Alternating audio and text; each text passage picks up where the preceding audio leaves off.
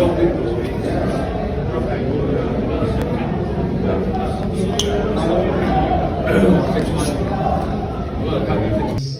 trained for you. Alright? Yeah. You will know me on that day the 5. So yeah, you should remember my name. The day I'm going to be the chairman of the team of the Myanmar.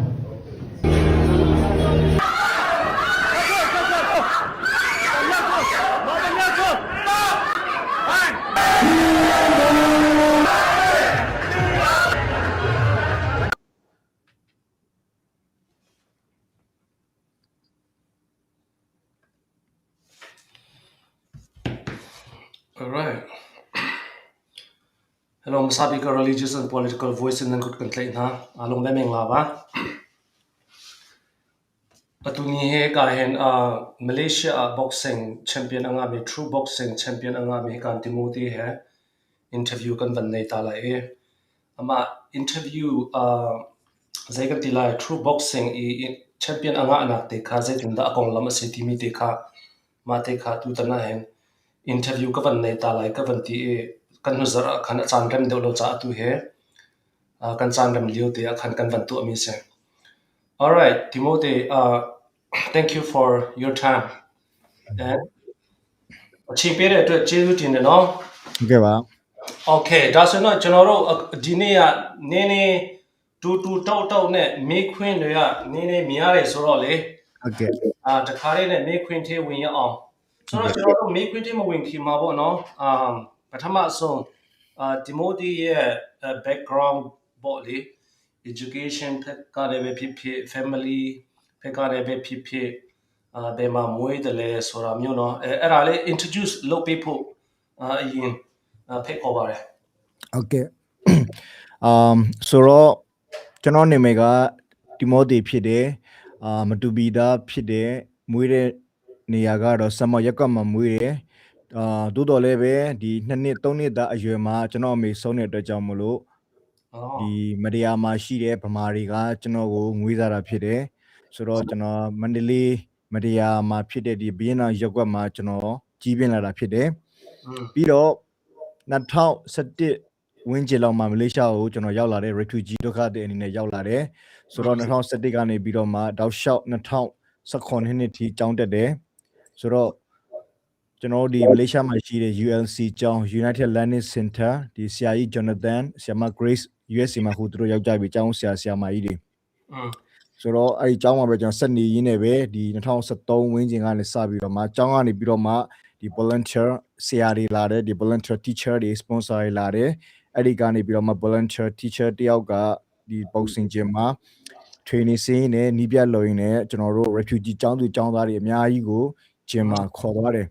ဆိုတော့ကျွန်တော်ဘောလုံးအဲ့ကျွန်တော်တို့ဒီ boxing gym မှာကျွန်တော်တို့မရောက်ခင်မှာကျွန်တော်တို့အရင်ဆုံးဒီဘောလုံးကွင်းမှာပဲကျွန်တော်စတင်ပြီးတော့လေ့ကျင့်ရတယ်2ပတ်3ပတ်လောက်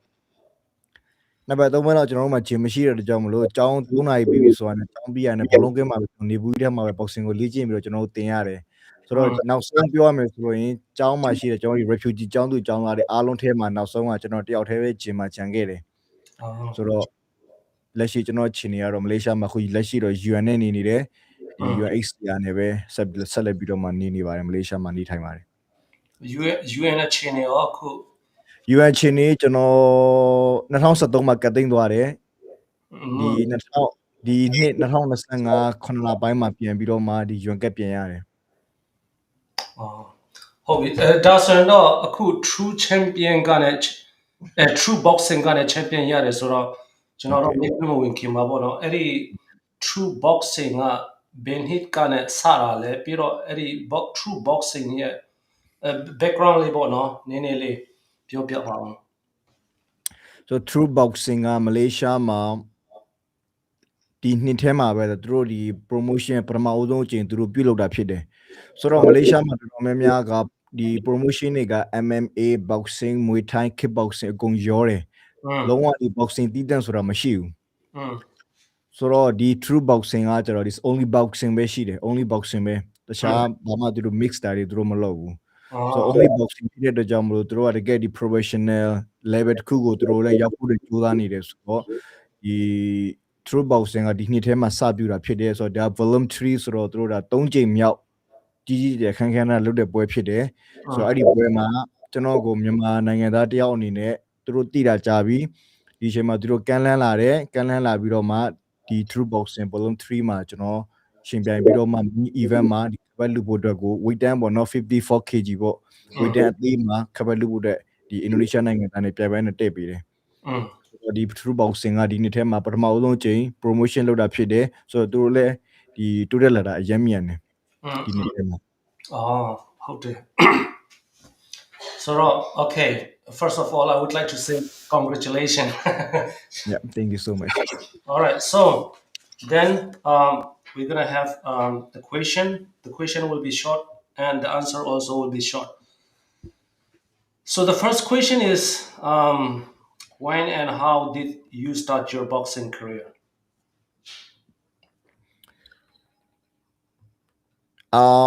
I was like maybe like 2013 I started learning boxing and I started fighting like 2019 so like it's been like 5-6 years I've been training and then like I started fight from 2019 Malaysiaဘယ်တော့ရောက်တာလဲ 2011မှာရောက်တယ်နော် Malaysia ရောက်ပြီးတော့နောက်မှာပဲ boxing စထိုးတာပေါ့ဟုတ်တယ် Malaysia ရောက်ပြီးမှ boxing စပြီးတော့ထိုးတယ်2017ဝန်းကျင်လောက်ကနေပဲစပြီးတော့မှဒီ volunteer teacher စီကနေတင်ပြီးတော့မှပဲစတင်ပြီးတော့မှ19မှာပဲထိုးပြတယ်Doesn't know how many times have you ever fight before you become a champion and how many times you lose you win or draw in 10 years I fight for like 60 amateur fight so 60 amateur fights like and then like 52 win and then like 6 or 7 losses and now it's my first time pro for like 2 win 1 loss okay how did you learn your English is so good first of all like when I first of all I want to see first time like all the like the white people you know like, most of them like they afraid you know like they run away but me like I love to talk with them you know like I love to like making like conversation with them and communicate with them and like yeah but I try my best every day your English is so good all right then when did you realize you were different from other fighter so after I became a champion then I realized you know like I am the best fighter in Malaysia in my weight I'm the best fighter so like until now that's why like even my last fight the belt fight is like my last opponent like fall you know like they all change all my opponent like fall you know like all the fighter they pull out they don't want to fight me that they gave like so many excuses and then like you know they pulled out and this is my last opponent for the fight so like I realized that you know like in my weight I'm the best fighter in Malaysia all right tell me first how your weight and height oh yeah I'm like now 54 kg 54 and I'm like yeah 54 kg and I'm 5.3 only 54 kg is how many pounds I think like 115 I mean how many pounds yeah 115 115 yeah okay I got it and I'm 5.3 kg 5.3 tall yeah 115 middleweight no cool so low you know like catch weight but straw weight catch weight that thing man straw weight okay all right so the next question is what keeps you hungry and motivate after winning title and also I saw your video but I don't know exactly it is from your community or not. Did Chin community or Muthupi community celebrate your victory?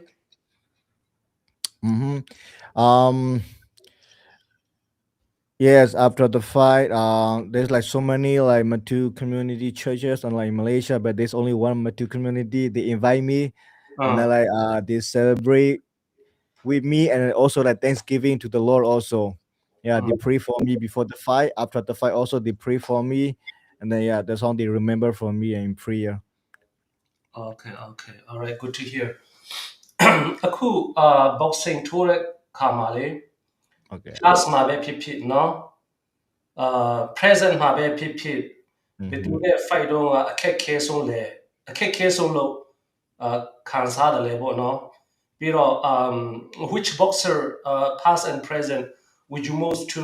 want to face in Malaysia at true boxing or anywhere? Yeah, so like in my life, like the whole year I've been fighting, and then like I remember, I will remember forever. Like I fought when I fought like kickboxing, Mhm, 2022. mhm, That time I fight in the mall. Like there's a lot of our Myanmar people. They came and spot me, and like like I fought with the Muay Thai guys, but the rule is kickboxing. But I fight with the Muay Thai guys, and like he's the outdoor guys. I was the support guy, so we were different. And then like on that day, this is my first time, I faced with the Orthodox guys in the fight. So like when I entered the ring, like like I don't know what to do, like because the standings like different. So mm, like I never fight before like that guy. So like that time a lot of people, all my Myanmar fan, my friend around maybe like 100 plus, they come and spot me, and I got knocked out in like 26 seconds. mm, So like that's my first time ever, knockout. And then and I wanted to find it again. In the uh, final, the same guy, I lost again the KO. mm, So like I mhm. lost the same guy in my life two time knockout, two time I lost it. Yeah, that's the biggest like Mm. the fight ever also for me. So But now, now if I challenge him right now, he's not my level anymore. mm. So now the thing is that you are not only the boxer, you also learn Muay Thai or kickboxer. Kickboxing and boxing, only these two things. But I try so many things like Muay Thai also I try. It's not my Uh-huh. style. I lost it. MMA also I try, but I lost it. It's not my style. So now from now I focus only boxing. That's all. Yeah, I see. I see your even your video. I played Mhm. the first time. Yep. The way you move the boxing, Yeah. very perfect. Yeah. I like This it. is the reason why I got knocked out with the Muay Thai guys, like All right, let me jump to another question. This question will be uh, related with mental strength and discipline. Here I have to ask two questions. How do you Mhm. handle fear and pressure before a big fight? To be honest, of course, before the fight, we all nervous, like Mm-hmm, little bit nervous. But when you enter the ring, all the fighters, same thing. Even mm-hmm, the pro fight also, we all nervous. But when we enter the ring, after one punch, two punch, we are back to normal. mm. Have you That's how ever I see the fight have in the you ever ring. endured and like if you have like endure or like a tough movement and um, how do you recover your mental or your injury when you lose? Yep. So if I'm lose by like decision, if I lose by point, of course I'm sad. I'm sad. But um I'm fighting for myself because this is what I want. So like I need to accept, like even if I lose. Mhm, So the more I lose, the most I train more. Last time if I train 1 hour, then I train 2 hours. If I go for jogging for like like 30 minutes, or if I go for jogging like early morning, 4 5, then I go for like 5 to 6 7, like I train more. And also if I got injury, I got nothing to do. Just stay at home, eat, sleep, rest. That's all I can do. Because like I'm still another refugee and UNHCR. Those are the time, like I don't have any young card, so like I can go like hospital, or like even all my knuckle, my shoulder, or injury or broke, like, but I never stop. I go away. So that's all I can do for right now. okay, then if you ever so now I know that you ever lose, so how does losing teach you that winning never could? How did losing teach you? I never make excuse myself. I never make excuse myself because like if I lose, then me I'm not good enough training. But even also one side also, like we are living in Malaysia for like as a refugee. It's not easy to go training for every day. you know. So Mm. like I go training for like 1 week, like me like I go like twice a week or like that's all I can go because the other time I need to work, school teaching, like waitress, I have to work at the bar, at night time. So like twice a week or 3 times only I can go to the gym and training. That's why if I lose, then me like I train more. That's all I can do because I'm not good enough training. All right. How many times you win? I think like 52 wings, and then like 8 or 7, something like that, or 52 or 51 or something wing. But more than 50, I win. Like the rest are all losers, 10 losers maybe. It's all amateur fight. So when I for turn pro fight, I go for like maybe like 2 win, 1 loss for pro fight. You how many total are you fighting? We have like two things. Like one is amateur. Before we fight for professional, we are fighting for amateur. So for amateur, I got like 65, maybe Wow. 50 loss, and then 50 win, 10 losses. These are Mm, for amateur. Before I turn professional. So mhm, after I turn professional in Malaysia, like 2 wins and 1 loss. mm. All right. Then when you are winning the fight, but did you feel like you lose something inside, or are you really impressed? Have you ever feel like when you win the fight, did you feel like uh, you lose something inside, or you really 100% impressed? Mm, if I win the fight, of course, if I win the fight, I'm happy. I'm happy. But one thing like we have to know, like it doesn't matter you win or lose, we Mm-hmm. have to keep training. Mm-hmm. So in my mind, after I lose or winning, I need to keep training. If I'm win, I need to more training, more focus, more Mm-hmm. training. Because like after most of the some of the fighter after they lose or they win, like they celebrate, like they celebrate, they rest, they enjoy their day, the moment. But me, I can't do that because I'm not rich, like I'm not rich, like even for the fight, I pay for the fight and I Yeah, fight it. sure. After I win, I got like certificate, like the gold one. That's it. That's all. So like, sorry. So like for me, I'm not rich. Even we fight, we don't get paid anything. We don't get paid anything. Mm. Imagine I'm fighting for like 10 years. I never get paid. Only when I turn professional fight, that only I get paid. So Oh, like, yeah. So if I win or lose, more for me, like I feel nothing because I get nothing. But I lose everything, like my time, my money, everything. That's why I lose it. But um as I said, like I always put God first because like if I don't put God first, like I'm not I'm not I'm not gonna be like who I am right now. So like win or lose, I always put God first. I always thanks to the Lord, like I always give His name. So yeah, so that's how God helped me. all right. Then, how did poverty, struggle, and hardship shape your fighting spirit? သိနားမလဲတော့ဒါတော့အခုကျွန်တော်တို့ကပြောသလိုတိတ်ပြီးတော့အဲ့လိုဟာမျိုး fighting လုပ်တဲ့ချိန်မှာဗာလဲ salary မရဘူးဆိုပါစို့เนาะမော်ဒါပေမဲ့ရုန်းကန်တာပေါ့เนาะอือฮึဆိုတော့ဒီဟာမျိုးအခြေအနေနဲ့ရုန်းကန်တဲ့ချိန်မှာလေဘယ်လောက်ထိအဲ့ဒီ hardship ကခင်ဗျားရဲ့ fighting spirit ကိုဘယ်လောက်ထိmotivate ပေးတာလဲ hết အာ စားလဲ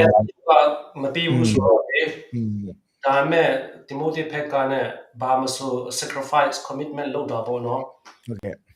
ဒီဒါမျိုးအခြေအနေမှာပေါ့နော် how did struggle and hardship shape your fighting spirit ပေါ့နော်อืมနံပါတ်1ကျွန်တော်တို့ဘာ boxing ပွဲထိုးတဲ့ချိန်မှာပတ်စံမရတဲ့ချိန်တွေအများကြီးရှိတယ်။ training သွားတဲ့ခါတွေလမ်းစိတ်ခါတွေဒါခါတွေအစားတောက်တွေဆိုတော့အစားတောက်ပိုင်းဆိုင်ရာနဲ့အရင်ပြောမယ်ဆိုလို့ရင်ပွဲထိုးဖို့အတွက်ကျွန်တော်2ရက်3ရက်အလိုလောက်မှာပဲကျွန်တော်ကောင်းကောင်းလေးစားတယ်ဆိုတော့ကျန်တဲ့ချိန်တွေကပုံမှန်ပဲကျွန်တော်အဆင်ပြေသလိုစားတယ်အဆင်မပြေရင်မပြေသလိုကျွန်တော်ရှိတာလေးနဲ့ကျွန်တော်စားတယ်ဒီ training အတွက်ကိုပဲ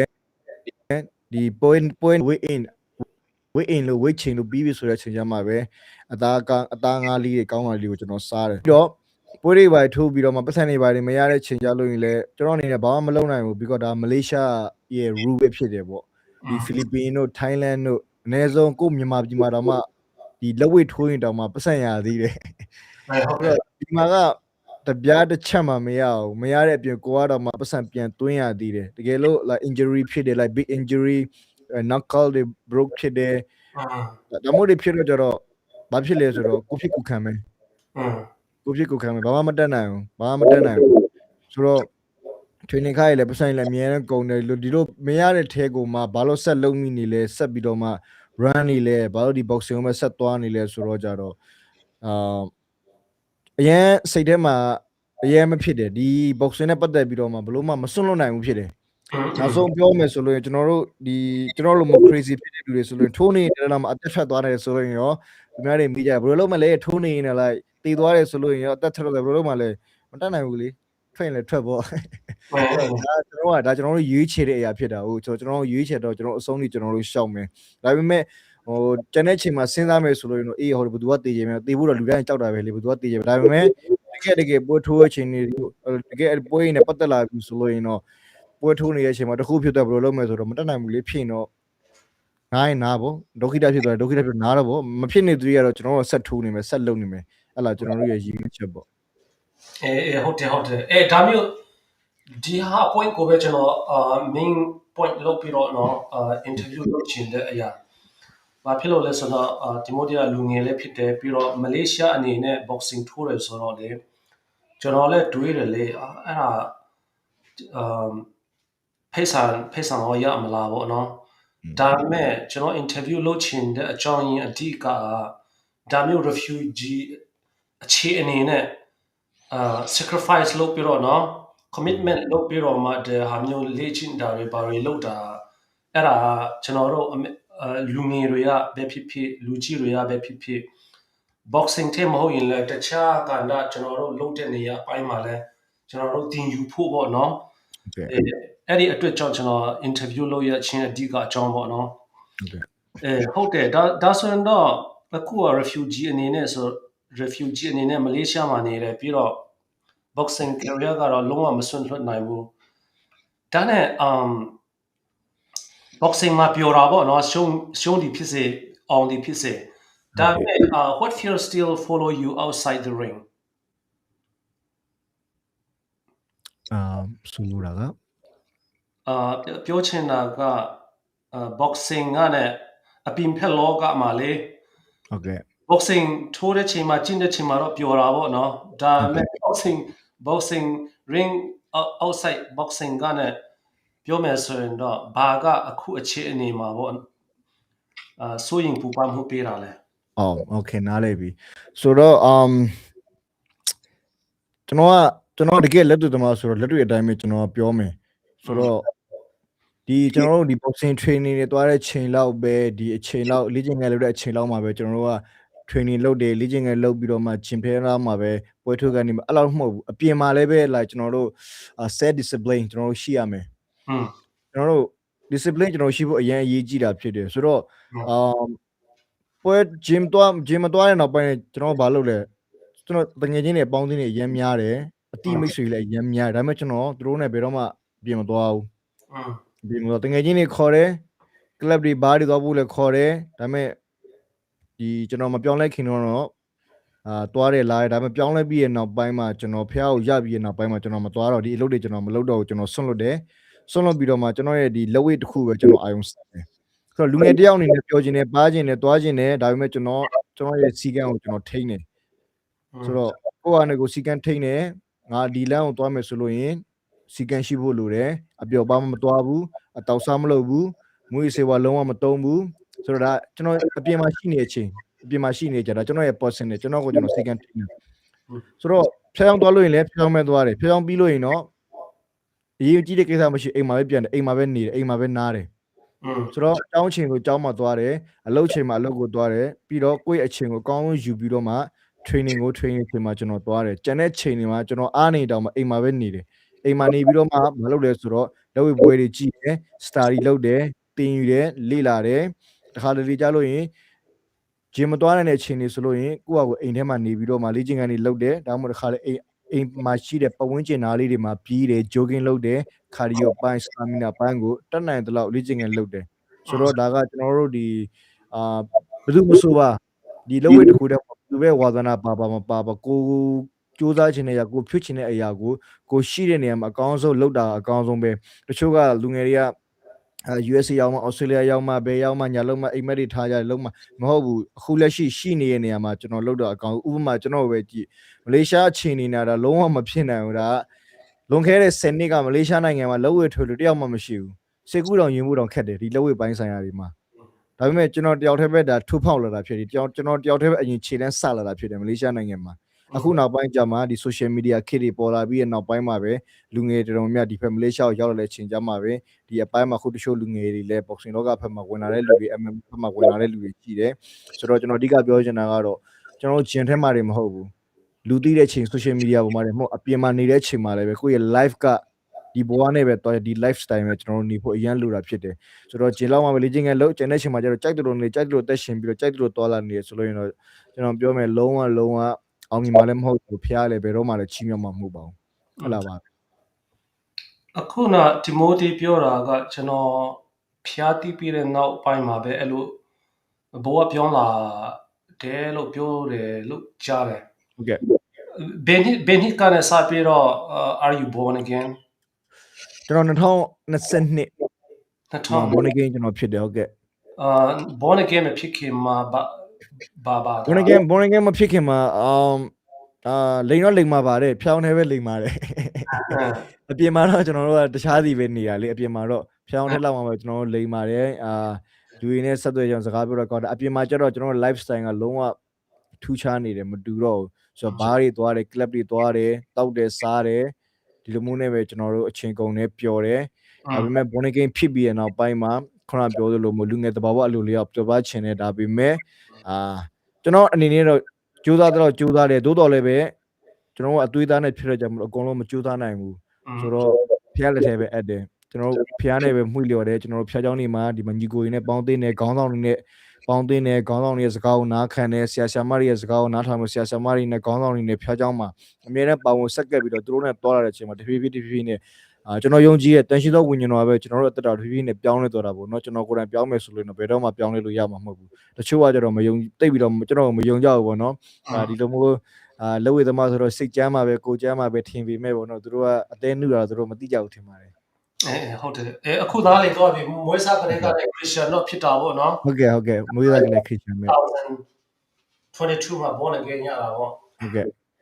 ကျွန်တော်မင်းချင်တာကတခြားဘာသ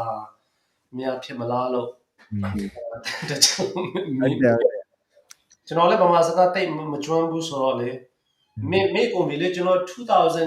1995ကနေမတူပီနဲ့ထာနလန်ဖက်ပြောင်းတော့ဒီနောက်ပိုင်းဆိုတော့ကျွန်တော်လည်းဗမာစကားလုံးဝမသုံးတော့ဘူးဆိုတော့လေဗမာစကားလည်းကျွန်တော်တိတ်မကျွမ်းဘူးဆိုတော့ဗမာစကားနဲ့အင်္ဂလိပ်နဲ့ချင်းနဲ့ mix ပြီးတော့ဒီနေ့တော့ပြောကြရအောင်နော်ဟုတ်ကဲ့ဆိုတော့ liveနောက်ပြီးတော့ knowledge question box true box မှာထိုးတယ်ဆိုတော့ boxing နဲ့ပတ်သက်ပြီးတော့မေးချင်တာကboxing ကျွန်တော်တို့ကြားတယ်လေ go လို့ကျွန်တော်တို့ခဏကြားတာပေါ့နော်ဆိုတော့အဲ့ဒီ boxing မှာလေဘေဟာမျိုးကgo နာမည်ကိုရခိုင်းတာလေနော်အဲ့ဒါ title လား opponent လား impact လားပါလေ what truly make a boxer to become a GOAT ပေါ့နော်အဲ့ဒါတစ်ချက်လို့ရှင်းပြလို့ရမလားကျွန်တော်အနေနဲ့ပြောရမယ်ဆိုအဲ့ဒီအပိုင်းတော့ကျွန်တော်အရန်ကြီးတော့နားတော့မလဲဘူးပေါ့နော်ဆိုတော့ကျွန်တော်တို့ကအဲ့ဒီ level တခုထိတွားနိုင်တဲ့အခြေအနေမဟုတ်တဲ့အချိန်မှာတော့အဲ့ဒီအရာနေတော့ကျွန်တော်တို့တိတ်တော့နားမလဲဘူးဒါပေမဲ့ကျွန်တော်တို့ကတခါလေလေlive မှာတော့ကြီးဖြစ်တာပေါ့မနီပကီယိုတို့ဒီလောက်ကတော့ကျွန်တော်တို့တည်တာမနီပကီယိုတို့ Mike Tyson တို့ဂုတ်တွေပါဆိုလို့ရင်လေဒီ legendary ဆိုလို့ရင်လေဒီမိုဟာမက်အာလီတို့အဲ့လောက်သူတို့ဖြစ်တာကိုပဲကျွန်တော်တို့ကနားလဲတယ်ဒါပေမဲ့ဒီလူမျိုးတွေအတွက်တည်တော့ကျွန်တော်တို့တော်အဝေးလိုပါသေးတယ်ဟုတ်ကဲ့ ဆိုတော့ boxing တမအနေနဲ့ဘသူကိုအကြိုက်ဆုံးလဲဘသူဗီဒီယိုကိုဒီမိုဒီအကြည့်ဆုံးလဲ who is your goat မနီပကီယိုပါပဲမနီပကီယိုပဲအကြီးဆုံးဖြစ်တယ်ဘာဖြစ်လို့ကျွန်တော်တို့ခရီးယန်တက်တာဘိုင်းမှာလည်းပဲသူနဲ့အနီးဆက်ဆုံးဆိုတော့ကျွန်တော်သူ့ကိုပို့ပြီးတော့ကြည့်ဖြစ်တာများတယ်သူက IQ ကိုကောင်းတယ်လားဘယ်လိုထင်လဲ who do you think has the highest boxing IQ in the history IQ ကတော့ history မှာတော့Mayweather ပဲရှိတယ်ပေါ့နော်လက်မခံချင်ပဲမကြိုက်ပေမဲ့ဒါပေမဲ့ Mayweather ပဲရှိပါတယ်သူရဲ့ IQ နဲ့အကောင်ဆုံးတော့အရာတော့ Mayweather အကောင်ဆုံးလို့ထင်တာပေါ့အကောင်ဆုံးဖြစ်ပါတယ် IQ ဘိုင်းမှာဘာဖြစ်လို့ထင်တာလဲအဲ့ဒါ Mayweather IQ ကဘယ်လိုလဲဆိုတော့အဓိက boxing တွေတော်တော်များများကထိချက်ကိုပဲယူတာများတယ်ဆိုတော့ကျွန်တော်လက်သီးစေချက်ထိုးလို့ရင်တော့မှမထီဘူးဆိုလို့ရင်ဒီကျွန်တော်တို့defend နဲ့ကျွန်တော်တို့ဒီလုပ်တဲ့ဟာတွေကတစ်ဖက်ကဘလောက်ပဲထိုးတစ်ဖက်က defend ကောင်းကောင်းလုပ်တယ်ဆိုလို့ရင်အဲ့ defend သမားပိုအမှန်များတယ်သူက defend လုံးနေတလန်းနဲ့တော့မှတစ်ချက်လောက်ထိုးနေအဲ့တစ်ချက်ကကိုယ့်ရဲ့ opponent ကိုတစ်ချက်လောက်မိသွားတယ်ဆိုလို့တော့မှအဲ့ defend လုပ်တဲ့လူကပို့ပြီးတော့အမှတ်ရတယ်ဆိုတော့ Manny Pacquiao နဲ့ Mayweather တို့ဆိုလို့ရင်လည်းအဲ့လိုပဲသူတို့ဟို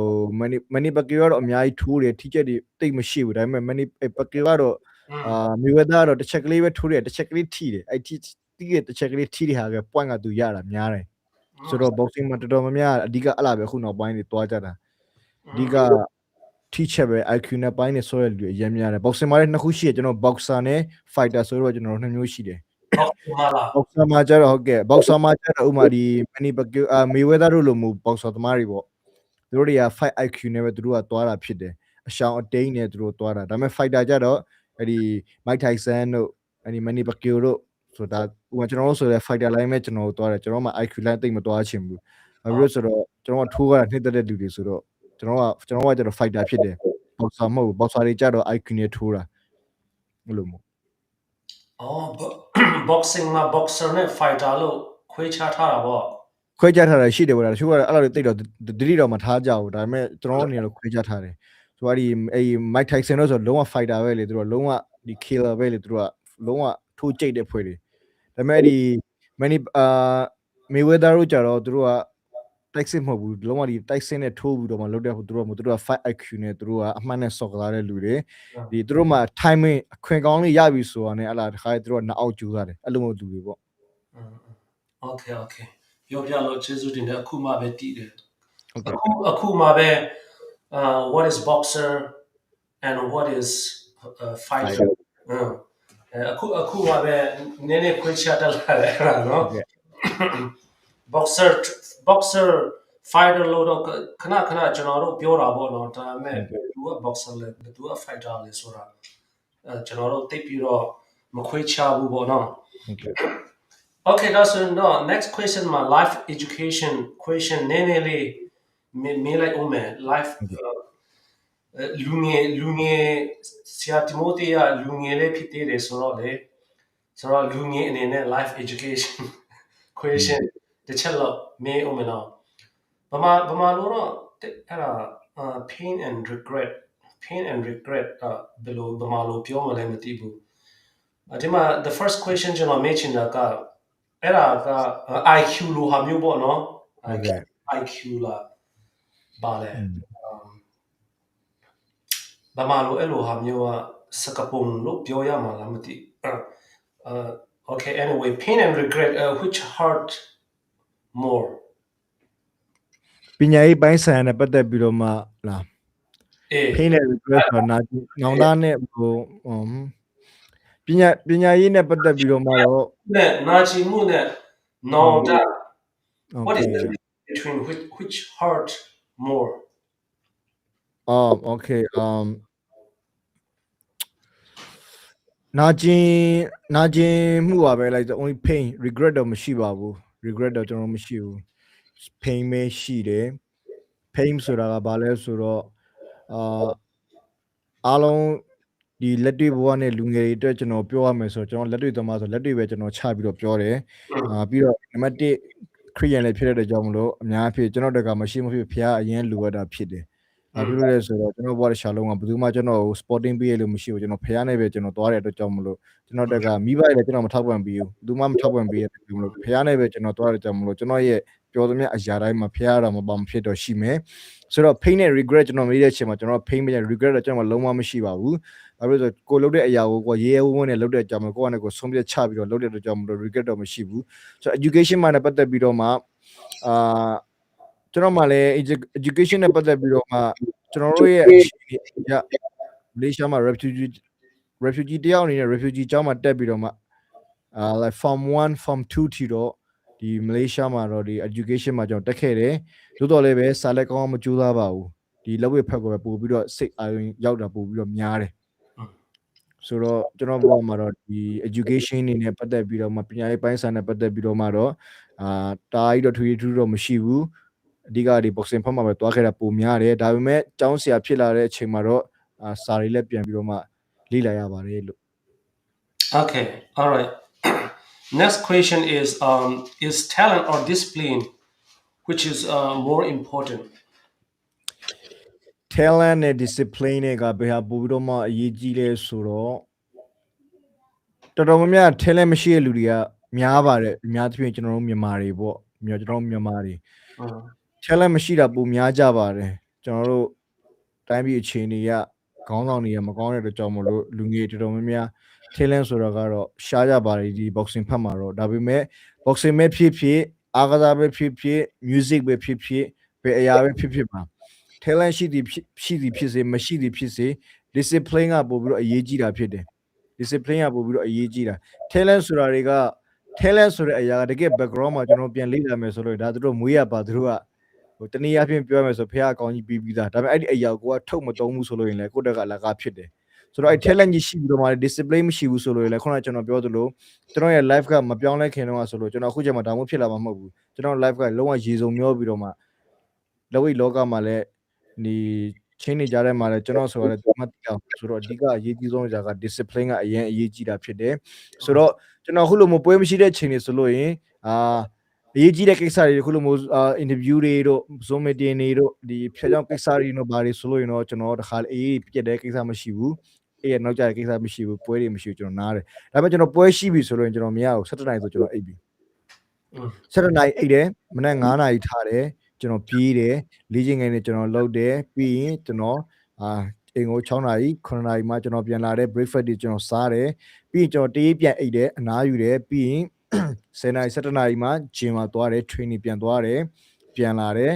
အိမ်မှာတေးပြန်အိတ်ထမင်းစားနေတဲ့ထမင်းစားပြန်အိတ်ညနေဆိုရဲ9နာရီ gym ပြန်သွားတယ်10နာရီ training ဆင်းတယ်ပြန်လာတယ်အိမ်ပြန်ရောက်ရင်17ခွဲရေချိုးထမင်းစားပြီးရင်ကျွန်တော်တက်အိတ်တယ်ဆိုတော့ကျွန်တော်ရဲ့ discipline ဖြစ်တယ်ဆိုတော့ဖျောင်းသွားတဲ့အချိန်မှာဖျောင်းသွားတယ်ဖျောင်းမသွားတဲ့အချိန်မှာဆိုလို့ကိုယ့်အိမ်မှာပဲကိုနေတယ်ဘယ်မှကျွန်တော်မသွားဘာမှမလုပ်အိမ်မှာနေတဲ့အချိန်လဲboxing တွေပွဲတွေကြည့်တယ်လေးလာတဲ့ study လုပ်တယ်အိမ်မှာကိုလေ့ကျင့်တယ်ဆိုတော့ဒီမှာရှိတဲ့လူငယ်တွေရောကျွန်တော်လည်းပြောချင်ကျွန်တော်23ပဲရှိသေးတယ်ဆိုတော့နောက်နေ့မှာ24နှစ်ပြည့်မှာဆိုတော့အဓိကကကျွန်တော်တို့ discipline ကအရင်အရေးကြီးတာဖြစ်တယ် talent ရှိတာကကျေးဇူးတော်ကြောင့်အရင်ကောင်းတယ်အရင်မိုက်တယ်ဒါပေမဲ့ talent ကိုထုတ်မသုံးဘူးအဲ့ talent အပေါ်မှာကိုက discipline မရှိဘူးဆိုလို့ရင်လည်းအဲ့ဒီ talent ဆိုတာရလကားကြီးပဲဆိုတော့ talent နဲ့ discipline နဲ့ဆိုတော့ discipline က 100% ပို့ပြီးတော့မှတည်ကြပါတယ် So now next question do you think greatness is born or built လူငယ်တွေကိုပြောပြပါအောင်ဟုတ်ကဲ့ဘာပြောရမလဲမသိ do you think greatness is born or built အဲ့ဒါဘာလို့ဆိုလို့လဲ yes ဘယ်လိုပြောရမှာလဲ greatness ဘယ်မှာလို့ greatness ဘယ်မှာလို့အောင်မြင်မှု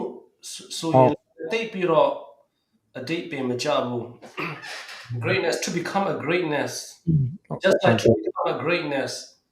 is it born or built some people born to fight some people born to something like that, you know. Okay, so some people like maybe like they build to be a fighter or like some people. Mm, So what does the greatness mean?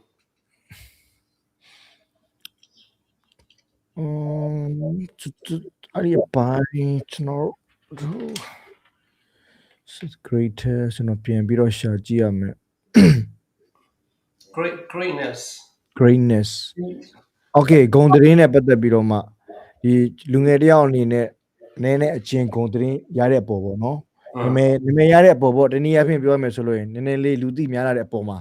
အဲ့ဒီပုံကိုပြောတာဂုဏ်သတင်းဖြစ်သွားတယ်ဆိုတော့လူငယ်တွေအတွက်က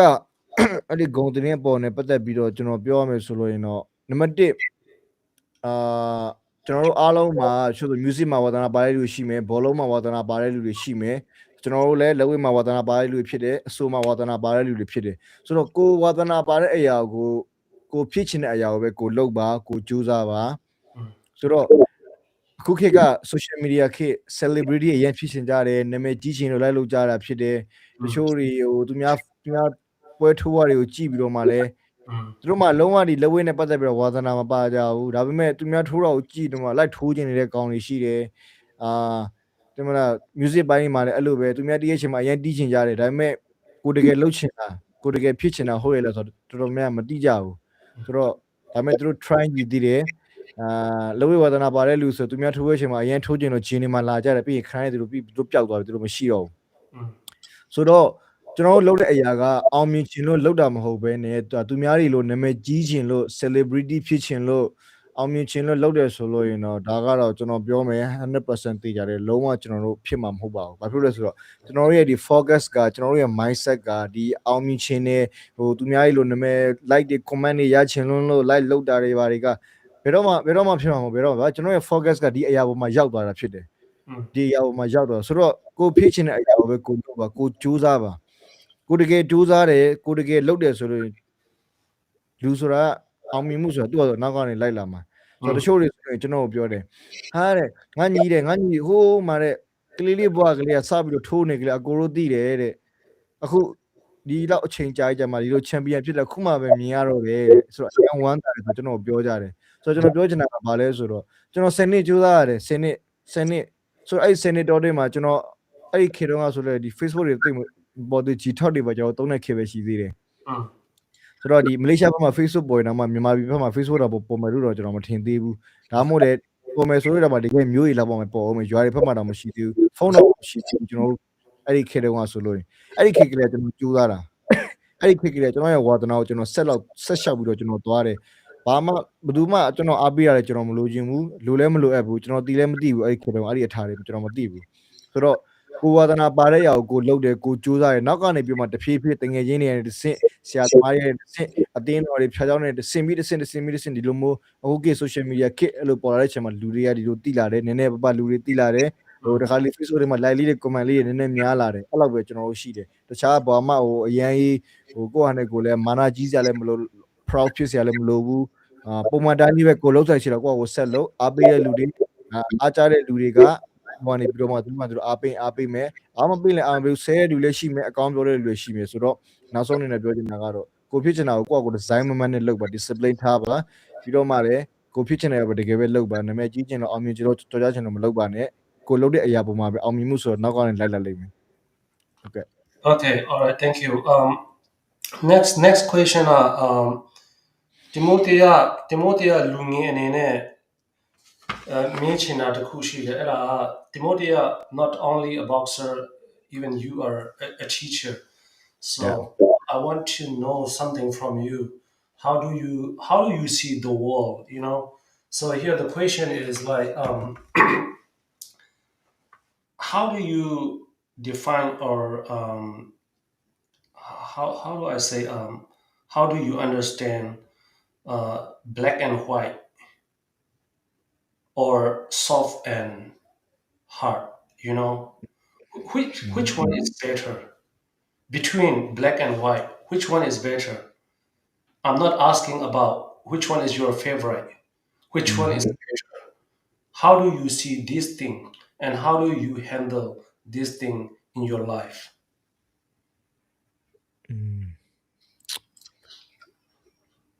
ကျွန်တော်မြန်မာလိုလေးပြန်ရှင်းပြလို့ရမလားမသိ ပြောချင်တာ ဘူးတွေ့ရတခြားနေရာရောက် နဲ့အဖြူနဲ့အနက်ပေါ့နော်အဖြူနဲ့အနက် အဲ့ဒီဖြူနဲ့အနက်ဆိုတာခါလာဘလို့လေဒီမျိုးပိုင်းဆိုင်ရာဘလို့ဒီ world ဒီကဘာကြီးအပေါ်မှာအမြင်ကိုပြောချင်တာလားဘလို့လဲမသိ ဟုတ်တယ်တီမိုသီရဲ့ life experience တခုအပေါ်မှာလည်းမူတည်ပြီးတော့မေးချင်တာမဟုတ်ဘဲနဲ့เนาะ လူအများအားလုံးအတွက် black and white ပေါ့နော်အဲ့ဒါပူဘာပူကောင်းတယ်လေဗျာပူကောင်းတယ်လေလို့မြင်တာလေအဲ့ဒါမင်းချင်တာပြီးတော့တခုကကျွန်တော်ရောပြီးတော့ထပ်ပြီးတော့မင်းချင်တာက shop နဲ့ hard ပေါ့နော်နူးညံ့မှုနဲ့ဘာမှလို့ပြောမယ်ဆိုတော့နူးညံ့မှုနဲ့မာကြောမှုလားတဲ့ပိုင်းဆိုင်ရာ ပူပြီးတော့ကောင်းတယ်လေလို့ထင်တယ်လေ This is my question here. Okay ကျွန်တော်နည်းလေးတော့သဘောပေါက်တယ်ဒါပေမဲ့ကျွန်တော်ဖြေရမှန်မှန်တော့မသိဘူးဒါပေမဲ့အကောင်းဆုံးဖြစ်မယ်လို့ကျွန်တော်မျှော်လင့်နေဆိုတော့ကျွန်တော်တို့လက်တွေ့ဒီလူငယ်သဘာဝအလိုနှစ်ယောက်အနေနဲ့လောကကြီးမှာကျွန်တော်တို့နေတဲ့ချိန်မှာကိုကြိုးစားနေတဲ့ချိန်မှာဆိုတော့အားလုံးမှာကိုယ့်ရဲ့ personal ကိစ္စတွေရှိမယ် personal အကြောင်းအရာတွေကျွန်တော်တို့ရှိမယ်ဆိုတော့လူငယ်တယောက်အနေနဲ့ကျွန်တော်တို့အောင်မြင်ခြင်းနဲ့ကြိုးစားခြင်းတွေဖြစ်ဖြစ်ကျွန်တော်လောကကြီးကိုကျွန်တော်တို့အမြင်ကျအောင်ကျွန်တော်တို့ကြည့်မယ်ဆိုလို့ရင်ကိုယ့်ဟာနဲ့ကိုယ်အဓိကခံယူဖို့လိုအပ်တယ်ဆိုတော့ကိုမကြိုက်တဲ့သူများတွေကကိုဒီလိုပြောရင်မကြိုက်ဘူးဆိုလို့ရင်ကိုလည်းမပြောနဲ့ဒီလိုသူများမကြိုက်တဲ့အကြောင်းအရာကိုမပြောနဲ့ပြီးတော့သူများကိုဒီလိုမျိုးမကောင်းမြင်စိတ်ထားမယ်ဆိုလို့ရင်သူ့အနေနဲ့ကိုကဘယ်လိုခံစားရမလဲဟုတ်လားသူ့ကိုကဒီလိုပြောလိုက်မယ်ဆိုလို့ရင်ကိုပြန်ပြောလို့ရင်လည်းကိုကဘယ်လိုခံစားရမလဲဘယ်လိုနေရမလဲဆိုတော့အဲ့လိုမျိုးစာနာစိတ်ကလေးလိုက် be humble အမြဲတမ်းကျွန်တော်တို့ရှိဖို့လိုတယ်ပြီးတော့လည်းအရာကိုကျွန်တော်တို့အကောင်းမြင်စရာတော့မလိုဘူးတိုးတော်လည်းပဲကျွန်တော်တို့နှလုံးသားနဲ့အုံနောက်နဲ့ကျွန်တော်တို့တွဲထားတဲ့အတွက်ကြောင့်မို့ကျွန်တော်တို့ဒါကိုသိရှိနားလဲရမယ်စိတ်နဲ့ခံစားပြီးတော့မှကျွန်တော်တို့အုံနောက်နဲ့ကျွန်တော်တို့တွေးတောပြီးတော့နားလဲပြီးတော့မှ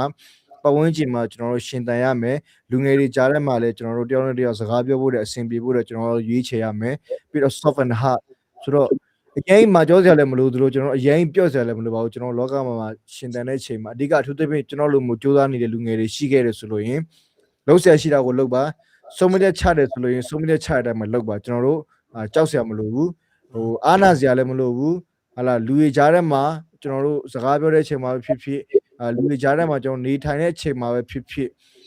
ကိုယ့်ရဲ့သူတို့ကြောင့်မလို့ကိုယ့်ရဲ့စူးစမ်းမှုတွေကိုယ့်ရဲ့လှုပ်ဆောင်မှုတွေကို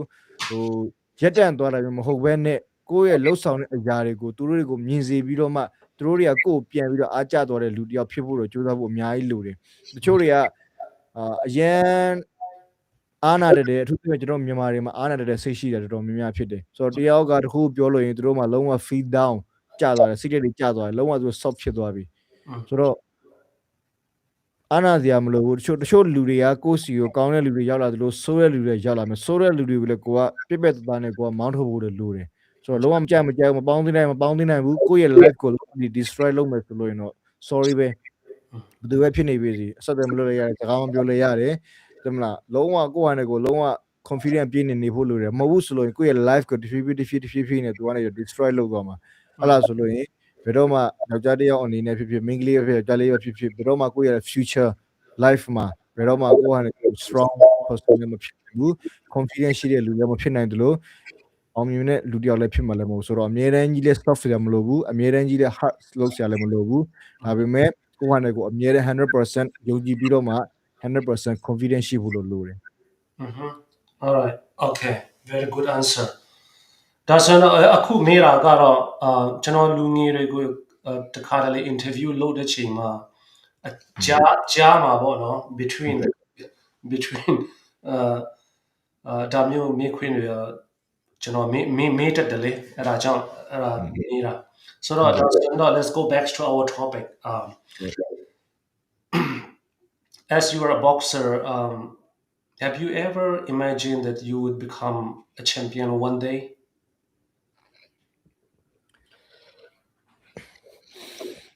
ဆိုတော့ဒီ champion နဲ့ပတ်သက်ပြီးတော့မှ first of all like my dreams like as a refugee. Yeah, to be honest, as a refugee, if I went to US last 10 years ago, or if I go to Australia last 10 years ago, right now, maybe I'm gonna be like world champion. I'm gonna be a world champion. But right now, you know, sometimes this is what I want, but I have to look at myself, you know, like where I am, where I came from. So what is right now, what I'm doing right now, so where I'm right now. So I have to see everything. Soတော့ခုနကျွန်တော်ပြောသလိုကမ္ဘာ world champion ကျွန်တော်ဖြစ်ဖို့အရင်မျှော်လင့်ချက်ကျွန်တော်အိမ်မက်တွေအများကြီးရှိခဲ့တာဖြစ်တယ်ဆိုတော့ကျွန်တော်တို့မြန်မာပြည်မှာလက်ဝဲလောက်ပဲကျွန်တော်တို့တိလက်အချင်းလောက်ဖြစ်မယ်ဒါမှကျွန်တော်မလေးရှားမှာကလည်း MMA တို့ boxing တို့ kickboxing တို့ဒီ boxing only တို့အများကြီးကျွန်တော်သိခဲ့ပြီးပြီအများကြီးကျွန်တော်သိပြီးပြီအိမ်မက်တွေလည်းအများကြီးရှိတယ်ဒါပေမဲ့ကျွန်တော် USA တို့ကျွန်တော် Australia ကျွန်တော်မရောက်နိုင်တဲ့အချိန်မှာဒီရှိတဲ့နေရာမှာပဲကျွန်တော်အကောင်းဆုံးကျွန်တော်ကြိုးစားနိုင်မယ်တကယ်လို့ကျွန်တော် world champion ဖြစ်ရင်တောင်မှ Asian ဖက်လောက်မှာပဲကျွန်တော် champion ဖြစ်နိုင်မယ်တကယ်ဒီ world နဲ့ champion အခုလည်း champion ဖြစ်သွားပြီလေ ဟုတ်ကဲ့ ဆိုတော့အဲ့ဒါကကျွန်တော်တို့နေထိုင်တဲ့နေရာကမူတည်တာပေါ့နော်အခုလည်း boxing မှာဖြစ်ပြီလေဟုတ်ကဲ့ဆိုတော့ကျွန်တော်အဓိကတော့ champion ဒီ Asian ဖက်မှာပဲ champion ကျွန်တော်ဖြစ်တော့မယ်ဒီ Asian မှာ Asian champion ဖြစ်မယ် world champion မဟုတ်တော့ world champion ဆိုတဲ့ကမ္ဘာလုံးဆိုင်တဲ့ဟာ world champion လို့ခေါ်တယ်ဆိုတော့ကျွန်တော်တို့ဖက်မှာじゃဒီဘက်ကျတော့ Asian ဖက်ဖြစ်တဲ့ကြောင့် Asian champion ပဲကျွန်တော်မှာဖြစ်ဖို့အတွက်အိမ်မက်အလားလားပဲရှိပါတယ် world champion ဖြစ်ဖို့အတွက်ကတော့မတိကြဘူးလုံးဝလည်းဖြစ်ဖို့အတွက်ကလည်းမဖြစ်နိုင်တဲ့ခြေနေရှိတယ်သို့တော်လည်းပဲကျွန်တော်ဒီ Asian ဖက်မှာတော့ champion ဖြစ်နေပါပြီလို့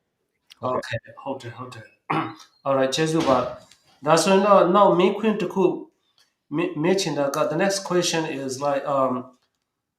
အခု boxing လောကမှာပေါ့နော် boxing လောကမှာလို့ပြောလိုက်မယ် boxing boxing သမားဆိုတော့လေ what was the hardest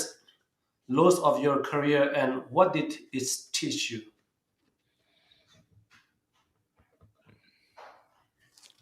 ဒါကအခက်ခဲဆုံး boxing လောကမှာပေါ့နော် so according to your experience what teach you the best in your past life ကျွန်တော်တို့ boxing မှာအခက်ခဲဆုံးက sponsor နဲ့ sporting မရှိတဲ့ချိန်မှာအရင်ခက်ခဲပါတယ်ဆိုတော့ကျွန်တော်တို့ကလူဖြစ်တဲ့အတွက်ကြောင့်မလို့ကျွန်တော်ကိုခန္ဓာပင်ပန်းတယ်အလုပ်လုပ်တဲ့ဆိုလို့ရင်ကိုခန္ဓာပဲပင်ပန်းတယ်စိတ်မပင်ပန်းဘူးနားလို့ရတယ်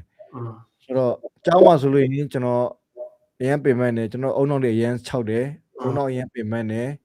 ပြီးတော့ training နဲ့ကျွန်တော်ဆင်းရသေးတယ်အရင်ပင်ပန်းတယ်ဆိုတော့ကိုခန္ဓာလည်းပင်ပန်းတယ်ကျွန်တော်စိတ်တဲ့ပိုင်းဆိုင်လည်းကျွန်တော်ပင်ပန်းတယ်ကျွန်တော်ရဲ့ mindset ကျွန်တော်ရဲ့အုံနောက်တွေလည်းအရင်ပင်ပန်းတယ်ဆိုတော့အလုံးဝချိန်မှာ recover လုပ်ဖို့အတွက်ကျွန်တော်အနားယူပြီး ice bag ကျွန်တော်ဒီဂျီခဲနဲ့စိနာတွေတို့ဒီချွေးထုတ်တဲ့ဟာတွေလို့ဒီ sonar တို့ပြီးတော့ဒီကျွန်တော်တို့ရဲ့ဒီ body ကိုပြန်ပြီး recover ပြန်လုပ်ဖို့အတွက်ဒီလိုအပ်တဲ့ protein တို့ဆေးတွေတို့အများကြီးလိုအပ်တယ်ဒါပေမဲ့အဲ့လိုမျိုးအရာတွေကျွန်တော်မှဝယ်ဖို့အတွက် sponsor တွေလည်းမရှိဘူး sporting လည်းမရှိဘူးဆိုတော့ကျတော့ဘယ်လိုလုပ်ရလဲဆိုတော့ဒီအဓိကတော့မမြအိတ်ပေးတယ်ချိန်ချမှာလူကကိုခန္ဓာမှာပြန် recover ပြန်လုပ်ပေးနိုင်တာဟုတ်ဆိုတော့မမြအိတ်ပေးတယ်စားတဲ့ချိန်မှာလည်းပဲအဆင်ပြေလို့စားရတော့ recover ကျွန်တော်ပြန်လုပ်တာပုံများတယ်ဆိုတော့ဒီလိုမျိုးနဲ့ပဲကျွန်တော်သွားရတဲ့ကြောင့်မလို့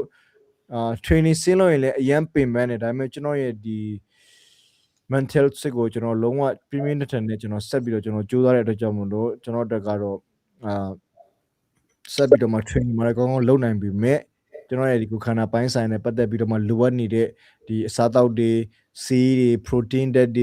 ဒီ muscle recover လုပ်တဲ့ဟာတွေအကုန်လုံးဒီ tissue တွေမှာအကုန်လုံး recover ပြန်လုပ်တဲ့ချိန်မှာလိုအပ်တဲ့ဆေးထောက်ထားတွေပံ့ပိုးတဲ့လူတွေမရှိတဲ့ချိန်မှာတော့ကျွန်တော်တို့အများကြီးခက်ခဲတာဖြစ်တယ် All right could you tell more about a little bit what but အခုနလည်းနည်းနည်းတော့ပြောသွားပြီပေါ့နော်ဒါပေမဲ့ထပ်ပြီးတော့ကျွန်တော်မေးချင်တာကwhat sacrifice did you make and your fan don't see you okay I think you got my question what sacrifice that did you make that but your fan your pretty but no okay in there yeah သူတို့ okay သူတို့ဆိုတော့နံပါတ်1သူတို့ကျွန်တော်မြင်တဲ့အရာကတော့ လောက်ဝထွင်ပတ်စံရတယ်သူတို့မြင်နေနံပါတ်1 they are က sacrifice လုပ်တဲ့ချိန်မှာပေါ့နော် ဟုတ်ကဲ့ sacrifice လုပ်တယ်ဒါပေမဲ့ your fan your ပရိသတ်တွေကဘယ်ဟာကိုမမြင်တာလဲအဲ့ဒါပရိသတ်စီမှာအခုကြည့်တဲ့စီမှာပြောပြလို့ရမလား ဟုတ်ကဲ့ဆိုတော့နံပါတ်1ကအဲ့ဒါလည်းပါတယ်အဲ့ဒါပါနံပါတ်1ကသူတို့ပတ်စံရတယ်သူတို့ထင်တယ်ကျွန်တော်ပတ်စံမရဘူးကျွန်တော်ပတ်စံနဲ့ကျွန်တော်သွားပြီးတော့မှကျွန်တော်လေ့ကျင့်ခန်းတွေလုပ်ရတယ် Twitter သုံးရတယ်ဆိုတော့ပွဲထုတ်ကန်ဒီဆိုလို့ကျွန်တော်ပတ်စံချီရတယ်သူများရေးစံပတ်စံချီပြီးတော့မှကျွန်တော်ထိုးတယ်ပြီးမှပဲပွဲထိုးပြီးဆိုတော့ပြန်နားတယ်နားပြီးတော့မှအလုပ်ပြန်လုပ်ပြီးတော့မှအဲ့ဒီထဲနေပြီးတော့အကျွေးတွေကိုတကယ်ချင်းတော့ကျွန်တော်ပြန်ဆက်တယ်ဆိုတော့နံပါတ်1အဲ့ဒါသူတို့မမြင်ဘူးသူတို့မသိဘူးဟိုသူတို့အပြစ်ပြောတာမဟုတ်ဘူးမမြင်ဘူးမသိဘူးဆိုတာကအခုလိုမျိုးမြင်သိသွားအောင်လို့ကျွန်တော်ကပြန်ပြောပြတာဖြစ်တယ်တချို့ဆိုလို့ရင်ကျွန်တော်ရှင်းပြလို့သူတို့အတွေးတွေကဟိုဘက်ရောက်သွားတဲ့ကြောင့်မို့အဆင်မပြေဘူးတခါပြန်လိုက်ပေးရတာဆိုတော့နံပါတ်1တစ်ခုကသူတို့မမြင်ဘူးနံပါတ်2အဲ့ပွဲထိုးပြီးသွားပြီဆိုလို့ရင်ကျွန်တော်တို့တကိုယ်လုံးဒဏ်ရတယ်တပတ်လောက်ကျွန်တော်အိမ်မှာနားရတယ်တပတ်လောက်နားနေတဲ့အခြေတော်တွေမှာအလုပ်တွေလည်းပြည့်ရတယ်လစာတွေလည်းဖြတ်ခံရတယ်ဆိုတော့အကျွေးတွေပေးစရာတွေရှိနေတဲ့ကြားတဲ့ကိုမှထက်ပြီးတော့မှလစာဖြတ်ခံရပြီးတော့မှဆိုတော့ချိန်မှာချိန်ပွဲတစ်နှစ်မှာကျွန်တော်ပွဲတွေကိုတစ်လမှာအနည်းဆုံးပွဲကိုတစ်ခါနှစ်လမှာတစ်ခါအဲ့လိုပဲကျွန်တော်ထိုးတယ်တစ်ခါလေကြားလို့ရင်ဒဏ်ရမရဘူးဆိုလို့ရင်ကျွန်တော်တစ်လမှာနှစ်ခါတော့ကျွန်တော်ထိုးတဲ့ချိန်တွေကျွန်တော်ရှိတယ်ဆိုတော့အဲ့ဒါတွေသူတို့မမြင်ဘူးနောက်တစ်ခုကကျတော့ဒီ training သွားတဲ့အချိန်တွေဆိုတော့ကိုကဘယ်လောက်ထိပေးဆက်ရလဲဆိုတော့ဟိုမနေ့စောစောသီးထားရတယ်လေ့ကျင့်ခန်းတွေလုပ်ရတယ်ဟာလာဟိုအချိန်နဲ့အိတ်တယ်ကျွန်တော်တို့အချိန်နဲ့ကျွန်တော်တို့စားတယ်မနေ့ညစောစောအိတ်မနေ့စောစောထကျွန်တော်ဒီမိုးလေ့ကျင့်ခန်းတွေကျွန်တော်တို့သွားရတယ်ပြီးတော့တောင်းလည်းတစ်ဖက်လည်းရှိတယ်တောင်းမှဆိုလို့ရင်ကလေးတွေကကျွန်တော်တို့စာသင်ခန်းတာမတူကြဘူးဆိုတော့ one class မှာကျွန်တော်တို့ကဒီ45 minutes ပဲစာသင်တဲ့ချိန်ရတာဆို45 minutes မှာကျွန်တော်စာသင်နေတဲ့အချိန်မှာအတန်းတန်းကိုပဲတင်ရတာဆိုတော့တရက်မှာကျွန်တော်တို့အတန်း3နဲ့ကျွန်တော်တင်တယ်ဆိုတော့အတန်း3နဲ့မှာတန်းကို5 subject လောက်ကျွန်တော်မှာရှိတာဖြစ်တယ်အတန်းတန်းမှာ5 subject ရှိတယ်3တန်းဆိုလို့ရင်ကျွန်တော်မှာ15 subject လောက်ရှိတယ်အဲ15 subject တော့မှလူဦးရေမပါသေးဘူးဆိုတော့ကျွန်တော်မှာစာမှုပွဲဖြေဖို့အတွက်ကလေးတွေအတွက်အများကြီးကျွန်တော်စာရီပြင်ဆင်ရတယ်မေးခွန်းတွေလည်းထုတ်ရတယ်အတန်းလည်းမတူဘူးပြီးတော့ subject တွေလည်းကျွန်တော်မတူဘူးဆိုတော့ဒီရိုင်းနဲ့ကျွန်တော် mindset ကအရင်ကျွန်တော်ပင်ပန်းတာဖြစ်တယ်ကျွန်တော်ရဲ့အုံနောက်တွေလည်းအရင်ပင်ပန်းတယ်ကျောင်းဆိုင်နဲ့ဗန်းလုံးနေတာဆိုတော့အဲ့ဒီမျိုးချိန်တော့ကျွန်တော်လေ့ကျင့်ခန်းကျွန်တော်ကောင်းမသွားနိုင်ဘူးလေ့ကျင့်ခန်းလည်းကျွန်တော်အိမ်မှာကျွန်တော်တို့စာမှုပွဲဖြေပြီးသွားပြီဆိုလို့ရင်တောင်မှဒီသူတို့ mark ပေါ့နော်ကျွန်တော်ဒီအမှတ်ပေးတဲ့ချိန်အမှတ်တွေစစ်တဲ့ချိန်မှာကျွန်တော်လိုက်စာရဲ့ subject တစ်ခုနှစ်ခုတော့ကျွန်တော်ပြီးသွားပြီစာရလေးတရက်နဲ့တော့ကျွန်တော်မြင်လုံးဝအိတ်ချင်သွားပြီဆိုတော့ကျွန်တော်အိတ်ပလိုက်တယ်လုံးဝကျွန်တော်ဂျင်လည်းမသွားနိုင်တော့ဘူးဆိုတော့ဒါမှမဟုတ်ဟာတွေကဘာတွေဖြစ်လာလဲဆိုတော့ပွဲတွေထိုးကန်နေကြလို့ရင်ကျွန်တော်တက်ကဒီတက်လုံနေမကောင်းတော့ကာဒီယိုတို့စတာမီနာကျွန်တော်မှလုံးဝမကောင်းတဲ့ချိန်တွေအများကြီးရှိတယ်အဲ့ဒီချိန်မှာလူတွေကပြောကြတယ်ဟာတက်လုံလည်းမကောင်းဘူးကွာမင်းလက်ဝဲထိုးနေပြီးတော့မှတက်လုံလည်းမကောင်းဆိုတော့ဒီအရာတွေကိုသူတို့ကမြင်ကြတယ်ဒါပေမဲ့ကျွန်တော်နောက်ကွယ်မှာကျွန်တော်ဘယ်လောက်ထိကျွန်တော်ပင်ပန်းလဲကျွန်တော်သူတို့လိုမျိုးအလုပ်တစ်ခုလည်းလုပ်တာမဟုတ်ဘူးသူတို့ကအလုပ်ကလေးလုပ်ပဲကျွန်တော်နေတာမကျွန်တော်မှအလုပ်2ခု3ခုကျောင်းတစ်ဖက်နဲ့ကျောင်းမှာလုပ်တဲ့အရာဘယ်လောက်ထိပင်ပန်းလဲသူတို့မသိဘူးအပြင်မှာလုပ်တဲ့ပင်ပန်းကိုခဏပင်ပန်းနဲ့အိမ်မှာအိတ်လိုက်ရင်အဲ့ဒါပင်ပန်းတာတွေအကုန်လုံးပျောက်သွားတယ်ဒါပေမဲ့ကျောင်းမှာလုပ်တဲ့ဟာလူကိုယ်တိုင်ပင်ပန်းတယ်ပြီးတော့အုံနောက်လည်းပင်ပန်းတယ်တချို့စာတွေဆိုလို့ရင် dictionary မှာပြန်ကြည့်ပြီးတော့မှစာလိုက်ပြန်ပြီးတော့ study လုပ်ရတယ်စာလည်းကြည့်ရတယ်တစ်ဖက်ကလည်းကိုယ့်ရဲ့လက်ဝဲကိုလည်းပြန်ပြီးတော့မှလုပ်ရတယ်ကြည့်ရတယ်ပြင်ဆင်ရတယ်ဆိုတော့တစ်ဖက်မှာလည်းပဲကျွန်တော် music ဝါသနာပါတီးတယ်ဆိုတော့ဖျောက်တော့မှကျွန်တော် drum တီးတယ် drum teacher အဲ့ဒီကျွန်တော်ဖျောက်တော့မှကျွန်တော်စက်ကက်တယ်ကျွန်တော်ပါဝင်တယ်ဆိုတော့ drum နဲ့ကျွန်တော်လေးလာတဲ့သချင်းနဲ့ကျွန်တော်နားထောင်တယ်ဆိုတော့ကျွန်တော်အလုပ်အများများတယ်ဆိုတော့အလုပ်အများများကျွန်တော်လုပ်တယ်ဒီအရာတွေကိုလူငယ်တချို့ကမမြင်ကြဘူးတချို့က line ပေါ်မှာပဲဒီလိုထိုးတာကြိတ်တာလောက်မြင်လာနောက်ကွယ်မှာကျွန်တော်ဘယ်လောက်ထိပေးဆက်တယ်ကျွန်တော်ဘယ်လောက်ထိအလုံးများလဲကျွန်တော်ကျောင်းတစ်ဖက်နဲ့ကိုယ့်ရဲ့အလုပ်တစ်ဖက်နဲ့ကိုယ့်ရဲ့ training boxing တစ်ဖက်နဲ့ပြီးတော့ကိုယ့်ရဲ့အကြောင်းစာအသင်းတော်မှာကျွန်တော်ကဒီကောင်းနေရာမှာလည်းကျွန်တော်ပါဝင်တယ်ဆိုတော့အဲ့ဒီဘက်မှာတချို့ meeting လေးကျွန်တော်တက်ရတဲ့ချိန်အများကြီးရှိတယ်ဆိုတော့ဒီအရာတွေကျွန်တော်အရင်များတယ်ကျွန်တော်လုပ်တာဖြစ်တယ်ဆိုတော့ဒါတွေကျွန်တော်လုပ်တဲ့အရာကိုကျွန်တော်ပြန်ပြီးတော့မှလည်း complain လည်းမတက်ဘူးဆိုတော့ကျွန်တော်ကြိုက်လို့ကျွန်တော်လုပ်တာကျွန်တော်လုပ်ချင်လို့ကျွန်တော်လုပ်တာပြီးတော့ကိုလည်းအရင်ကျင်နေတာဖြစ်တယ်ဒီအရာတွေလုပ်လို့ငါပင်မတဲ့တစ်ခါလေကျွန်တော်ပွဲရှုံးတဲ့ချိန်ကြီးရှိတယ်ပွဲရှုံးတဲ့ချိန်မှာဒီလိုကိစ္စကြောင့်လည်းပါတယ်ခါလေကျောင်းဆောင်ဝဲတဲ့အရင်နီးလိုက်ချက်မှာကျွန်တော် training မသွားနိုင်ဘူးဒါပေမဲ့ကျွန်တော်ပွဲမထိုးရင်လည်းမရဘူးဘာဖြစ်လို့ဆိုတော့ကျွန်တော်ဒီလိုထိုးမှပဲတဖြည်းဖြည်းနဲ့ကျွန်တော် level တက်လာမှာဖြစ်တယ်အဲ့ဒါကြောင့်ကျွန်တော်ကပွဲရည်လေကျွန်တော်မဖြတ်ဘဲနဲ့ကျွန်တော်ထိုးတာပို့ပြီးတော့များတယ်ဆိုအဲ့လိုမျိုးခြေတွေမှာတကယ်ထိုးတဲ့အချိန်မှာအရင်ပင်မနဲ့ရှုံးတယ်အဲ့လိုမျိုးခြေတွေလို့တော်တော်များတာအဲ့လိုရှုံးတဲ့အချိန်မှာကျတော့လူတွေကဟာတက်လုံးလည်းမကောင်းဘာဖြစ်တဲ့ညာဖြစ်တဲ့ထိုးမနေပါနဲ့တော့ကွာတချို့ဆိုတငယ်ချင်းအရင်ကြီးတွေရှိတငယ်ချင်းတွေကဘယ်လောက်ထိရင်းနေတဲ့တငယ်ချင်းတွေဆိုလို့ဒီမောတွေပွဲထိုးတော့မယ်လက်ဝဲထိုးတော့မယ်ဆိုတော့ဒီကောင်ရှုံးပြီးသားအဲ့လောက်ထိကိုပေါ့နော် သူတို့ကစလာမဟုတ်နောက်တော့မဟုတ်တချို့ကစရနောက်တယ်ဆိုတိတာတယ်တချို့ကကျတော့လုံးဝအတီပေါက်ကြီးနဲ့ပြောတာဆိုတော့ဒီလိုမျိုးကျွန်တော်နောက်ွယ်မှာဒီလိုမျိုးရှိပါတယ်လို့ကျွန်တော်ကျောင်းတစ်ဖက်လည်းရှိတယ်ကလေးတွေစာသင်ပေးရတယ်ဆောင်းမွေးတွေဖြေကန်တနေ့မှ3ခါလောက်ဆောင်းမွေးဖြေရတယ် first term နဲ့ second term နဲ့ last exam final exam ရရချင်မှာအများကြီးပြင်ပန်းနေရရအများကြီးရှိပါတယ်လို့နော်ဟုတ်ကဲ့ Okay conclusion ပိုင်းမတော်ခင်မှာပေါ့နော်အဲနောက်ဆုံးထိုးတဲ့ချိန်မှာအဲ့ဒီ true boxing မှာ open နဲ့ထိုးတဲ့ချိန်မှာအဲ့ဒီ open နဲ့ तू ကမလေးရှားလား तू ရကိုလည်းနေနေပြောပါအောင်ကဲဆိုတော့ကျွန်တော်အဲ့ဒီ champion ကပတ်ဝယ်ထိုးခံဒီမှာကျွန်တော်မှပြန်ဖွဲ့မလေးနိုင်ငံသား3ယောက်ရှိတယ်3ယောက်ဆိုတော့သူတို့ထွက်သွားကြတယ်တယောက်ကကြတော့လေတထေးကအလုံးမပေးလို့နောက်တယောက်ကကြတော့နီးပြမထိုးခိုင်းခြင်းလို့နောက်တယောက်ကကြတော့လေဗါတဲ့တခြားပွဲသူ့မှာထိုးစရာရှိတယ်အဲ့ဒီအတွက်ကြောင့်မလို့သူကလည်းကျွန်တော်နဲ့မထိုးနိုင်ဘူးပေါ့နော်အမှန်တော့သူတို့ကျွန်တော်ကြောက်တာပါသူတို့ကျွန်တော်ကြောက်တာပါအဲ့လားနဲ့နောက်ဆုံးမှာပွဲထိုးဖို့တပတ်လောက်ပဲလိုရတယ်5 ရက်လောက်ပဲလိုတဲ့အချိန်မှာပြန်ဖက်ကကျွန်တော်မှလုံးဝမရှိဘူးပြီးတော့ကျွန်တော် weight တန်းကလည်း54 kg ဆိုတော့အဲ့ဒီ54 kg weight တန်းမှာပြန်ဖက်တွေကို opponent လိုက်ရှာတာအရင်ခက်တယ်ဆိုတော့အဲ့ဒီအချိန်မှာအင်ဒိုနီးရှားနိုင်ငံသားတယောက်ပဲဒီ55 kg မှာသူရှိတာပေါ့နော်ဆိုတော့အဲ့ဒီအင်ဒိုနီးရှားနိုင်ငံသားနဲ့ကျွန်တော်ထိုးမလို့ပြီးတဲ့အချိန်မှာကျွန်တော်က I'm ready ပဲဘယ်သူပဲလာ weight တူရင်ရပြီဘယ်သူပဲလာ weight တူရင်ထိုးပြီးသားဆိုပြီးတော့ကျွန်တော်စိန်ခေါ်တယ်လက်ခံတယ်ကျွန်တော်ရဲ့ဒီတခါပြန်ပွဲကပြန်ဖက်ကလည်းဒီအင်ဒိုနီးရှားနိုင်ငံသားဖြစ်တယ်ဆိုတော့သူကတော့ကျွန်တော်ထိုးပြီးရနောက်ပိုင်းမှာသူနဲ့စကားတွေပါပြန်ပြောပြီးတော့မှကျွန်တော်ဒီပြန်ပြီးတော့ friend လုပ်တဲ့ချိန်မှာသူဆိုလို့ရင်လည်းပွဲထိုးရတယ်တိတ်မကြသေးဘူးဖြစ်တယ်အရင်လည်းသူလက်ရည်လည်းမကောင်းသေးဘူးပြောမယ်ဆိုကျွန်တော်ရဲ့ level တော့မဟုတ်ဘူးဒါပေမဲ့ကျွန်တော်ဖက်မှာလည်းပဲပြန်ဖက်တွေကလည်းမရှိတော့ဘူးဒီတယောက်ပဲရှိတယ်ဆိုတော့ကြတော့သူ့ကိုလည်းမေးသေးတယ်ပေါ့နော်အဲ့ပွဲ season နဲ့လူတွေမေးတယ်သူ့ကိုလည်းတီမောသီကပွဲတွေအများကြီးထိုးပြီးသွားပြီသူကတကယ် professional level ရောက်နေပြီသူကတကယ် professional level တော့မရောက်သေးဘူးပွဲတွေတော့ကျွန်တော်တော့မများသေးဘူးပေါ့ပွဲတွေထိုးတာဆိုတော့ကျွန်တော်နဲ့ထိုးမလားထိုးဖို့တဲ့စင်ပြေလာသူ့မေးချင်မှာသူကလည်းထိုးခြင်းတယ်သူလည်း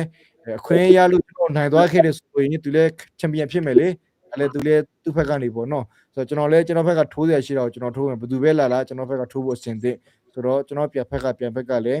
သူလည်းကျွန်တော်တို့ထိုးဖို့တဲ့သူလည်းအဆင်ပြေတယ်ဆိုပြီးတော့မှထိုးပြီးတော့သူလည်းကျွန်တော်နဲ့လက်ခံတာဖြစ်တယ်ဆိုတော့ကျွန်တော်ပြန်ဘက်က အင်ဒိုနီးရှားနိုင်ငံသားပေါ့ပြန်ဖက်ကနည်းနည်းရှားတယ်လို့ပြောတယ်ဆိုတော့ပြန်ဖက်ကသူတို့ weight ကပိုနေတာလားပိုများတာလားဟုတ်ကဲ့ကျွန်တော်မလေးရှားမှာကျွန်တော် weight တန်းက54နဲ့52 weight တန်းမှာရှိတယ်ဆိုတော့52နဲ့54 weight တန်းမှာကကျွန်တော်မလေးရှားမှာနေရခဲ့တဲ့တက်တစ်ချောက်10နှစ်လုံးမှာကျွန်တော်အများကြီးထိုးပြီးသွားပြီဆိုတော့ကျွန်တော် weight တန်းမှာကပြန်ဖက်တွေကတိတ်မရှိတော့ဘူးတချို့ပြန်ဖက်တွေက weight တွေသူကဒီမှာအစားတော့ကောင်းတယ်သူတို့က10နှစ်လောက်9နှစ်အကောင်ကြီးတွေဖြစ်သွားကြပြီလေဆိုတော့ရှား weight တန်းမှာသူတို့ကရောက်သွားဒါပေမဲ့ကျွန်တော်ကအခုချိန်ဒီ weight တန်းမှာပဲကျွန်တော်ရှိနေလို့10နှစ်လုံးဆိုတော့ကျွန်တော် weight ကတက်လည်းမတက်တော့အကောင်လည်းမကြီးတော့ဘူးလူကဆိုတော့ဒီလောက်ပဲကျွန်တော်ရဲ့ weight တန်းရှိတော့တယ်ဆိုတော့ကျွန်တော်ရဲ့ weight တန်းလောက်မှာအခုအသိမရှိတော့ဘူးရှေ့လူဆိုလို့လည်းကလေးလေးတွေပဲတက်တာဆိုကလေးနဲ့ထိုးအဆင်မပြေဘူးဆိုတော့ကျတော့ခုတွေ weight တန်းနေရှိတယ်ဆိုတော့လူကြီးပိုင်းတွေတက်ကြီးတဲ့ပိုင်းတွေပဲရှိသွားပြီများတယ်အဲ့ဒါကြောင့်မလို့ကျွန်တော်ရဲ့ပြန်ဖက်ကကျွန်တော် weight တန်းမှာအခုချိန်မှာရန်ရှားနေတာဒါဆိုရင်တော့next မှာပြန်ထိုးမလားပြီးတော့ next မှာပြန်ထိုးဖို့ကတွေးဖို့ခက်တော့မှာပေါ့နော်နောက်နှစ်ထဲမှာဟုတ်ကဲ့နောက်နှစ်ထဲမှာတော့တွေးဖို့တော့ခက်တော့မှာပြန်ဖက်ကပွဲရတော်တော်များများတော့တိတ်တော့ရှိမှာမဟုတ်ဘူးပြီးတော့မှတော်တော်များများလည်းတီမောသေးဆိုလို့ရင်သူကတိတ်တယ်မထိုးချင်ကြဘူးသူတို့ကလည်းတိတယ်ဘာဖြစ်သူတို့လည်းထိုးတယ်ဆိုရင်သူတို့လည်းနိုင်ချင်ကြရလေဘယ်သူမှမရှုံးချင်ကြဘူးဆိုတော့ကြတော့ကျွန်တော်နဲ့ထိုးဖို့ဆိုလို့ကျွန်တော် weight မှာအရင်ရှားတာဖြစ်တယ်တကယ်လို့ကျွန်တော်မှထိုးရမယ်ဆိုတော့မှ56 kg မဟုတ်57 kg က fighter နဲ့ကျွန်တော်ထိုးရမယ်အဲ့ဒါမှပဲကျွန်တော်မှပြန်ဖက်တွေရှိတော့မှာဆိုတော့ကျွန်တော်လည်း weight ကလည်းကျွန်တော်လည်းမတင်နိုင်တော့ဘူးကျွန်တော်ရဲ့ normal weight က54 kg ပဲဆိုတော့ဒီ56နဲ့57 kg တော့ထိုးမယ်ဆိုလို့ရင်တော့ professional မှာတော့လုံးဝအဆင်မပြေတော့ဘူးပေါ့ professional မှာကျတော့ဒီကျွန်တော်တို့လက်အိတ်တွေတို့လက်ပတ်တွေတို့ကဒီ amateur နဲ့မတူတော့ဘူးဆိုတော့ကျွန်တော်ပို့ပြီးတော့မှ dangerous ဖြစ်တယ်ပို့ပြီးတော့မှအနေနဲ့များတဲ့အတွက်ကြောင့်မလို့weight တူတဲ့လူနဲ့ထိုးမှာပဲအဆင်ပြေမှာဆိုတော့နောက်နေ့မှာတော့ကျွန်တော်တို့မပြောတတ်သေးဘူးရှိခဲ့တယ်ဆိုလို့တော့ကျွန်တော်တို့ဆက်ထိုးမယ်ဟုတ်ကဲ့ဒါဆိုရင်တော့ weight တူချင်းကနည်းနည်းရှားပါပြီဆိုတော့ what is your plan for your future just keep training like just keep training always ready ပဲအမြဲတမ်းအဆင်သင့်ဖြစ်နေပေါ့ကျွန်တော်တို့ fighter တွေကဘွားပဲဆိုတော့like every day just get ready like anytime I can fight ဆိုတော့အခုတော့အချိန်တွေကဒီမိုတီကထိုးမယ်ဆိုရင်တော့နည်းနည်းတော့လာစားတော့ရတော့မှာပေါ့နော် ဒီလိုရှိတယ်ကျွန်တော်မလေးရှားမှာကျွန်တော်ပွဲထိုးတာကလေးကအခုကျွန်တော်ရဲ့ level အနေနဲ့ပြောရမယ်ဆိုလို့ရင်တော့ဒီ organizer တွေ promoter တွေကနေပြီးတော့မှကန်လှမ်းလာတယ် support တယ်စကားပြောတယ်ကျွန်တော် manager ရှိတယ်ကျွန်တော်ဂျင်မ manager နဲ့ဆက်သွယ်တယ်ဒီပွဲဥပမာပေါ့ဒီပွဲကိုထိုးပြီးနိုင်မလားဒီပွဲကိုထိုးပြီးတယ်ဆိုလို့ရင်ဘယ်လောက်ရမလဲ show ရင်ဘယ်လောက်နိုင်ဘယ်လောက်အဲ့လိုမျိုးသူတို့ကတတ်မှတ်တဲ့ပုံမှာပဲကျွန်တော်ကထိုးခြင်းနဲ့ဆိုလို့ရင်ထိုးရတယ်ဆိုတော့ကျွန်တော်မလေးရှားမှာလက်ဝဲထိုးတာပတ်စံရတာကျွန်တော်နှစ်ခါပဲကျွန်တော်ရဖူးတယ်အဲ့နှစ်ခါရတာဘယ်လောက်ရလဲဆိုတော့200ပဲရတယ်200ဆိုတာ ringgit 200ပေါ့ ringgit 200ဆိုတော့ US ဒေါ်လာနဲ့ဆို50ပဲရှိတာဆိုတော့ကျွန်တော်ဘွားမှာပတ်စံရတဲ့ပွဲဆိုတော့အဲ့နှစ်ခုပဲရှိတယ်အဲ့နှစ်ခုတောင်မှဒါတော့မှ show ရင်100ရမယ်နိုင်200ဆိုတော့ကျွန်တော်ဘွားမှာပတ်စံရနှစ်ခါပဲကျွန်တော်ရဖူးသေးတယ်အခုဒီ champion ခွဲလူပွဲမှာလည်းပဲကျွန်တော်ပတ်စံမရဘူးကျွန်တော်ဗာရတဲ့ကျွန်တော် ticket တွေလာရောင်း ticket တွေအဲ့ ticket တွေလက်မှတ်တွေလာရောင်းတဲ့ထဲကနေပြီး commission ကျွန်တော်ပြန်ရတယ်15%ခိုင်တော့ 50% ပဲပြန်ရတယ်ဆိုတော့ကျွန်တော်ပြန်ရတာဘယ်လောက်ပြန်ရလဲဆိုတော့180နဲ့200ဝန်းကျင်လောက်ပဲကျွန်တော်ပြန်ရတယ်ဟုတ်လားပါပဲဟုတ်ကဲ့နားလေဟောရမလေးရှားအနေနဲ့တော့ကျွန်တော်လည်းထင်တယ်အဲ့ဒါကြောင့်ပဲဘေးချင်းနေထိရှိတယ်လေဆိုတော့လိုဟာမျိုး interview လုပ်ချင်တာဒါပေမဲ့ကျွန်တော်အဓိကမေးချင်တာကတော့ဒီမိုတီလူငယ်အနေနဲ့ဟုတ်ကဲ့လောက်ထိsacrifice ခင်ဗျာlife အတွက်ပေါ့နော်ဘဝအတွက်ဘယ်လောက်ထိ勇敢ခဲ့တယ်လဲလူငယ်အနေနဲ့လူတစ်ယောက်အနေနဲ့ပေါ့နော်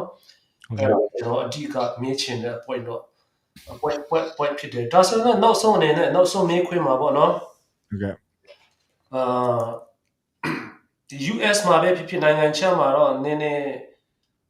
ဒါမျိုး fighting ဖက်မှာစိတ်ဝင်စားတဲ့လူတွေလည်းများရှိလာပြီပြီးတော့သူတို့မထိုးရင်လည်း gym လုပ်တဲ့လူတွေတော့လူငယ်အများကြီးရှိတာပေါ့နော်ဟုတ်ကဲ့နိုင်ငံခြားမှာကြီးပြင်းတဲ့လူငယ်တွေအတွက်တော့မျှော်လင့်ချက်သူတို့လှုပ်ချင်တော့မျှော်လင့်ချက်အများကြီးရှိတယ်ဆိုတော့ဒီမိုတီကတော့မလေးရှားမှာပဲနေတယ်ဒါပေမဲ့လူငယ်တယောက်အနေနဲ့ boxer လည်းဖြစ်တယ်ဆိုတော့advice တို့ဘာလဲအားပေးမှုပေါ့နော် motivation အဲ့ဒါမျိုးလူငယ်တွေစီမှာဒါမျိုး fighter ချဲပဲမဟုတ်ဘဲနဲ့စိတ်သက်ရည်ရပိုင်းဆိုင်ရာပေါ့နော်ဘယ်လိုကျွန်တော်တို့ဝေးထုတ်ရမလဲဆိုတဲ့အနေနဲ့ပေါ့နော် advice တွေပါပြောချင်တာရှိရင်နောက်ဆုံးအနေနဲ့အဲ့ဒါပြောပြလို့ရပါဟုတ်ကဲ့ဆိုတော့နောက်ဆုံးအနေနဲ့ကျွန်တော်ကခုနကျွန်တော်ပြောသလိုကျွန်တော်ကတကယ်လက်တွေ့သမားတွေလက်တွေ့နေရတဲ့လူတွေဆိုတော့ကြတော့ကျွန်တော်လက်တွေ့အရာပဲကျွန်တော်ပြောမယ်ဆိုတော့လူတိုင်းကတော့မတူကြပါဘူးလူတိုင်းကမတူကြဘူးဆိုတော့မိသားစုခက်ခဲတွေကျွန်တော်တို့ရှိမယ်မလေးရှားမှာအထူးသဖြင့်ကျွန်တော်မလေးရှားပိုင်းမှာကျွန်တော်ပြောသွားမယ်ကျွန်တော်တို့ background မတူကြပါဘူးဆိုတော့မိသားစုတွေဘာတွေရှိမယ်တချို့ဆိုလို့ရင်လည်းမလေးရှားမြန်မာပြည်ကနေမလေးရှားကိုအခုအများကြီးကျွန်တော်ရောက်လာကြတယ်အမျိုးမျိုးခက်ခဲတွေကျွန်တော်ရောက်လာကြတိုင်းပြည်ချင်းတွေကြောင့်မလို့ကျွန်တော်တို့ရောက်လာကြတယ်ဆိုတော့မလေးရှားမှာကျွန်တော်တို့နေတဲ့ချိန်မှာဆိုတော့ဘယ်နိုင်ငံမှာပဲနေပါခုကဒီကမ္ဘာလုံးကကြည်နေရဆိုတော့ကျွန်တော်တို့မြန်မာတွေနဲ့လူငယ်အနေနဲ့ကတော့အားပေးစကားပြောချင်တာကတော့ advice ပေးချင်တာကတော့ကျွန်တော်တို့နံပါတ်1ကျွန်တော်တို့ကိုယ့်ဟာနဲ့ကိုယ်ကျွန်တော်တို့သိဖို့အရင်အရေးကြီးတာဖြစ်တယ်နံပါတ်1ကျွန်တော်တို့လက်ရှိမှာကျွန်တော်တို့ဘာလုပ်နေလဲဘယ်နေရာမှာကျွန်တော်တို့ရောက်နေလဲဘလို့ရည်မှန်းချက်နဲ့ကျွန်တော်တို့ရောက်နေလဲဘလို့ရည်ရွယ်ချက်နဲ့ကျွန်တော်တို့ရောက်နေလဲဘလို့ခက်ခဲကြောင်လို့ကျွန်တော်တို့ရောက်နေလဲဆိုတော့ကျွန်တော်သိဖို့အရေးကြီးတယ်တချို့ကဝါသနာပါတဲ့လူတွေအများကြီးရှိပါတယ်ဆိုတော့ music မှာဝါသနာပါတဲ့လူတွေဂီတာဒလောကအဆိုလောကတွေဘောလုံးမှာဝါသနာပါတဲ့လူတွေလက်ဝဲမှာဝါသနာပါတဲ့လူတွေရှိမယ်ဒါပေမဲ့မိသားစုအချိန်တွေခက်ခဲကြမလို့မိသားစုကိုပဲကြည်ရတဲ့အလုပ်ကံပဲလုပ်နေရတယ်ဘာမှအချိန်မပေးနိုင်ဘူးဘာမှလည်းကျွန်တော်မလုပ်နိုင်ဘူးမိသားစုပဲထောက်ပံ့ပေးနေရတယ်မိသားစုပဲကြည်နေရတယ်ဆိုလို့ရင်တော့ဆက်ပြီးတော့မှပဲ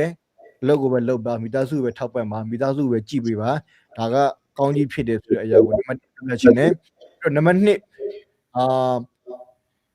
ကိုကလူငယ်ဖြစ်နေတယ်ဟလာမောင်နှမရဲ့မိသားစုထဲမှာလည်းပဲကိုက ဘာမှတိတ်ပြီးတော့မှဘာမှစိတ်ပူရတယ်မလို့ဘူးဘာမှလှုပ်ရှားလည်းမလို့ဘူးအိမ်မှာအကိုတွေမတွေကနေပြီးတော့မှမိသားစုတွေကိုကြည်ပေးနေတယ်ထောက်ပံ့ပေးနေတယ်လှုပ်ပေးနေတယ်ကိုကကြောင်းတက်နေတယ်ကြောင်းသူကြောင်းသားတွေဖြစ်နေတယ်ဆိုလို့ရင်အိမ်မက်ကိုထားပါကိုကဘာဖြစ်ချင်နေလဲအဲ့ဒီအရာပေါ်မှာကိုကရှောက်သွားပြီးတော့မှကိုကလှုပ်မယ်ဆိုလို့ရင်တော့အကောင်းဆုံးဖြစ်တယ်ဆိုတော့ကျွန်တော်က10နှစ်လုံးအများကြီးခက်ခဲခဲ့တယ်ကိုဗစ်ကာလမှာဆိုလို့ရင်နေစရာမရှိလို့ဂျင်ထဲမှာအောင်းပြီးတော့နေရတယ်ဂျင်ထဲမှာပဲကျွန်တော်အောင်းနေပြီးတော့မှဟိုဖျားချောင်းနေမှာကက်နေလိုက်တကယ်ကြီးအိမ်မှာကက်နေလိုက်အကိုတွေကျွန်တော်အကိုတွေအမတွေမလေးရှားမှာရှိရတချို့က USA မှာသူတို့ရှိတယ်ဒါပေမဲ့ကျွန်တော်ကတယောက်တည်းပဲကျွန်တော်နေတဲ့အတွက်ကြောင့်မလို့ကျွန်တော်ရဲ့ခက်ခဲတဲ့အားလုံးကိုလည်းကျွန်တော်တယောက်တည်းပဲကျွန်တော်ဖြည့်ရှင်းသွားတာဖြစ်တယ်ဆိုတော့ကျွန်တော်မှဒီမီဂီနဲ့နဘဲလုံးခဲ့တဲ့ချိန်တွေတခါလေးကျုပ်တော့မနေ့နဲ့ညခွဲစားတယ်မီဂီတထုပ်ကိုလည်းမနေ့နဲ့ညနဲ့ခွဲစားတဲ့ချိန်တွေရှိတယ်ကျွန်တော်ဒါ first shot ပြီးတော့ကျွန်တော်ရှောက်ပြောနေတာမဟုတ်ဘူးကျွန်တော်ရဲ့ live တကယ်ကိုကျွန်တော်ဖြတ်တန်းခဲ့တဲ့အရာတွေရှိတယ်တချို့တကယ်ကြီးနေဆိုကျွန်တော် Facebook မှာ comment တွေတောင်မှလာရေးကြတယ်ဟဲ့အောင်နဲ့မင်းကအခုအောင်မြင်သွားပြီဆိုတော့မင်းကခောက်ဆွဲတော့မေ့သွားပြီပေါ့ဆိုပြီးတော့မှမီဂီခောက်ဆွဲတော့မေ့သွားတယ်ပေါ့ဆိုကျွန်တော်တော့မှလာစတော့တဲ့တကယ်ကြီးနေလည်းရှိသေးတယ်ဟာမမေ့ပါဘူးလို့မမေ့ပါဘူးလို့ဒီလိုမမေ့လို့ပဲငါဒီလိုနေရာရောက်နေတာပေါ့ကွာလို့ဆိုတော့ကျွန်တော်လက်တွေ့ဘဝမှာအပြောနဲ့အလုံးနဲ့အရင်မလွယ်ဘူးခက်တယ်ဟုတ်အရင်ခက်တဲ့အကြောင်းမို့ကျွန်တော်တကယ်လုပ်ဖို့ပဲလိုတယ်ခုနကကျွန်တော်ပြောသူအားလုံးကကျွန်တော်တို့အချိန်နေမတူကြဘူးမိသားစုကိုကြည်နေရထောက်ပံ့ပေးနေရအလုပ်လုပ်နေတဲ့လူတွေရှိတယ်ဆိုတော့သူတို့တက်ကကျတော့ကိစ္စမရှိအလုပ်ပဲလုပ်ပါမိသားစုကိုထောက်ပံ့ပေးပါအရင်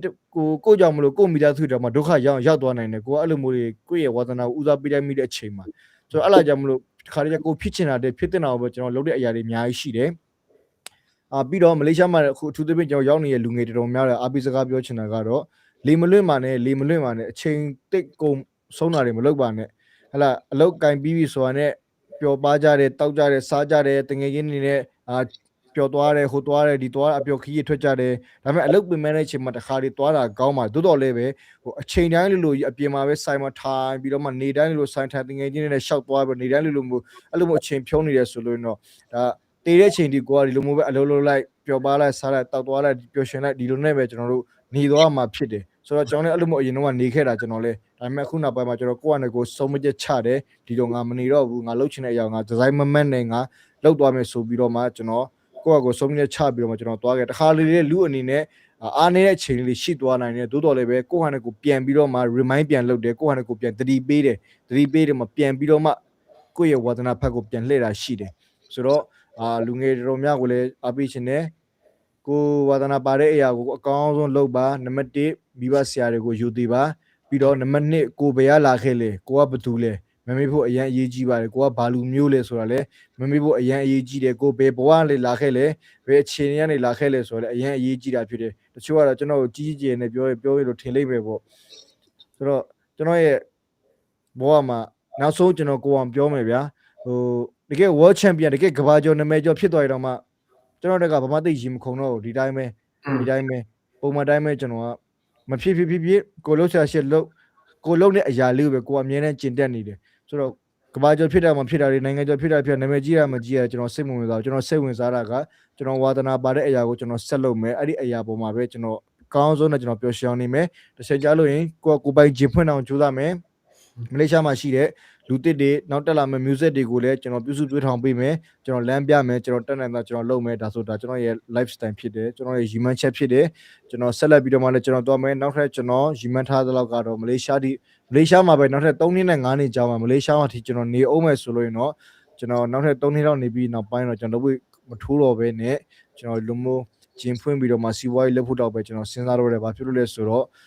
ကျွန်တော်တို့ဒီမလေးရှားမှာနေရတဲ့အချိန်မှာခုတော့မှကျွန်တော်လက်တွေကျွန်တော်အကုန်ပြုတ်သွားပြီကျွန်တော်လက်ဒီ left hand ဆိုလို့အရင်တော့အရန်အားပြင်းတယ်ကျွန်တော်ရဲ့ left hand ဆိုကျွန်တော်ရဲ့ပြန်ဖက်တော်တော်များကြောက်ကြတယ်အခုကျွန်တော်ရဲ့ left hand ကလုံးဝအားနေသွားပြီဘာလို့ကျွန်တော်လက်ကကျိုးထားပြီးသွားပြီပြီးတော့ကျွန်တော်ဒီညာဖက်လက်မောင်းဆိုလို့ရင်လေအခုထိလက်မောင်းကပြုတ်နေတော့မယ်အခါတော့ကဆွတ်တင်ရတယ်လေလက်မောင်းပြုတ်သွားလို့ပြန်ဆွတ်တင်ထားရတာဆိုတော့ तू ကသွေးပူနေတဲ့အချိန်မှာတော့လက်ကဘာမှမဖြစ်ဘူးမသိတယ်လို့ပဲဒါပေမဲ့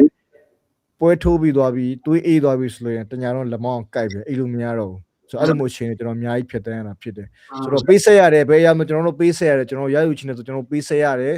ဆိုတော့ဒီပေးဆက်ရတဲ့အထက်မှာကဒီလက်ဝဲရတော့အာကစားကတော့အကြောက်ဆုံးပါပဲလို့เนาะအခမ်းမသိရင်ကျွန်တော်အသက်လက်ပေါက်သွားနိုင်တယ်လို့အခမ်းမသိရင်လူစင်စိတ်ကနေပြီးတော့ဟိုနေရာကျိုးဒီနေရာကျိုးဟိုကပြုတ်ဒီကပြုတ်အကုန်ဖြစ်တတ်တယ်ဆိုတော့ ကျွန်တော်တို့ဖြစ်ချင်တာကိုပဲတစ်ခါလေးမတွေးဘဲနေဖြစ်တဲ့နာကိုကျွန်တော်တို့စဉ်းစားပြီးတော့မှကျွန်တော်တို့လုပ်ဖို့တဲ့လူတွေဆိုတဲ့အကြောင်းလေးလည်းပြောပြချင်တယ်ပြီးတော့ကိုလုပ်ပြီးသားကိုလုံးမဲ့အရာကိုဖြစ်လာမဲ့ခက်ခဲတွေပြဿနာတွေအားလုံးကိုကရင်ဆိုင်နိုင်တယ်ဒုက္ခတွေကိုကိုက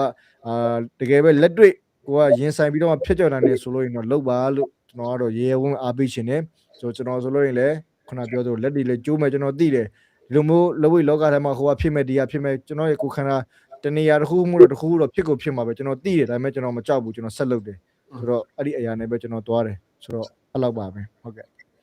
Okay, thank you for sharing. ဟုတ်ကဲ့ ဆိုတော့နောက်ဆုံးအနေနဲ့ကျွန်တော်တို့ချင်းလို့ခဏလေးဟာခါလို့ပြောအောင်မယ်နော်ပြီးတော့ ဟုတ်ကဲ့ အဆုံးသတ်မှာဖြစ်ပါတယ်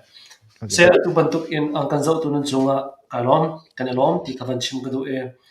တူတနေ့တီမိုတီဟေဘီရောနာခေkan huzar kan dan nei lai kan ti sana te na tlam tling deu lo a chan la ka chan kha even man deu lo le atu he ro lo pi in tu jing hna ban man na mo thai jing mo kan je lo na ka ban ti kai man ko ti rian avan loi kho bak se tu he interview kan van tu mi se le ka van tu du ho na chan he ani he mu tu pi se tha za pe pa khan zong van tu ka du mi no zong an se chu pi na zaida achunga aton tak mi thil asi ti mi he van thei kadu keima lo le thei salo in kan me pi na zong ni zai ban tu da asinin lap o athami ummo ti mi kha van thei kadu ronga khan tu ban tu kan interview ka tu na ase e atu khan timothy ne van chim mi kha hi ka hen nu la pa kan sia mino kan sia kan ban thei ding mi chu ani chu malaysia boxing ai thong e zai pi pa zong kha awanga lo asana te in zai tuk in da ai zoom ti mi kha van hu kho se le hi ka van chim ka du mi chu aram thum na a mi kan fa le kan naw le cha chun thil khan tu du sia chun hi ka han chun opportunity len a si ban tuk in thil tam pi tu kho se zoom na thin lung tu hi nei arab pi ama timothy mane malaysia dir hun boxing ai thong e fa na tam pi atong aliang te po zong ai shop ti mi kha van chim mi se a nak hun ma le ai thok nak hun ma le zai thuk ai pum pek nak ti mi he zai kan ti lai ai ke ko lo ngai mi dir hun sa ai match lo ngai seman se lo zai thuk in da ai zuam ti mi kha dunia abe chim nak kan van hu mi se aram thum nak te pola khan chun i zuama khan chun kan zuam ban tuk in kan nak ram ni hlotlin na ang kan pe kho mi se ti mi khamino sina khan he ka hen van chim ka van du mi se nu la pa ka si zong a zai thil kan tu na po a khan abe pi mi chu i betak le pezu ten thil tu ti mi kha asapen ko ti mi te kha van chim ka du le so we're gonna conclude so once again I want to say thank for giving your time and thank for sharing so may God bless you. Amen. All right. Sile hivialin kan chang kan ban dok ta lai om kan zau tu chunga kan lom tha jang avan pe tu chunga kan lom. All right, thank you. Thank you so much. God bless you too. Okay.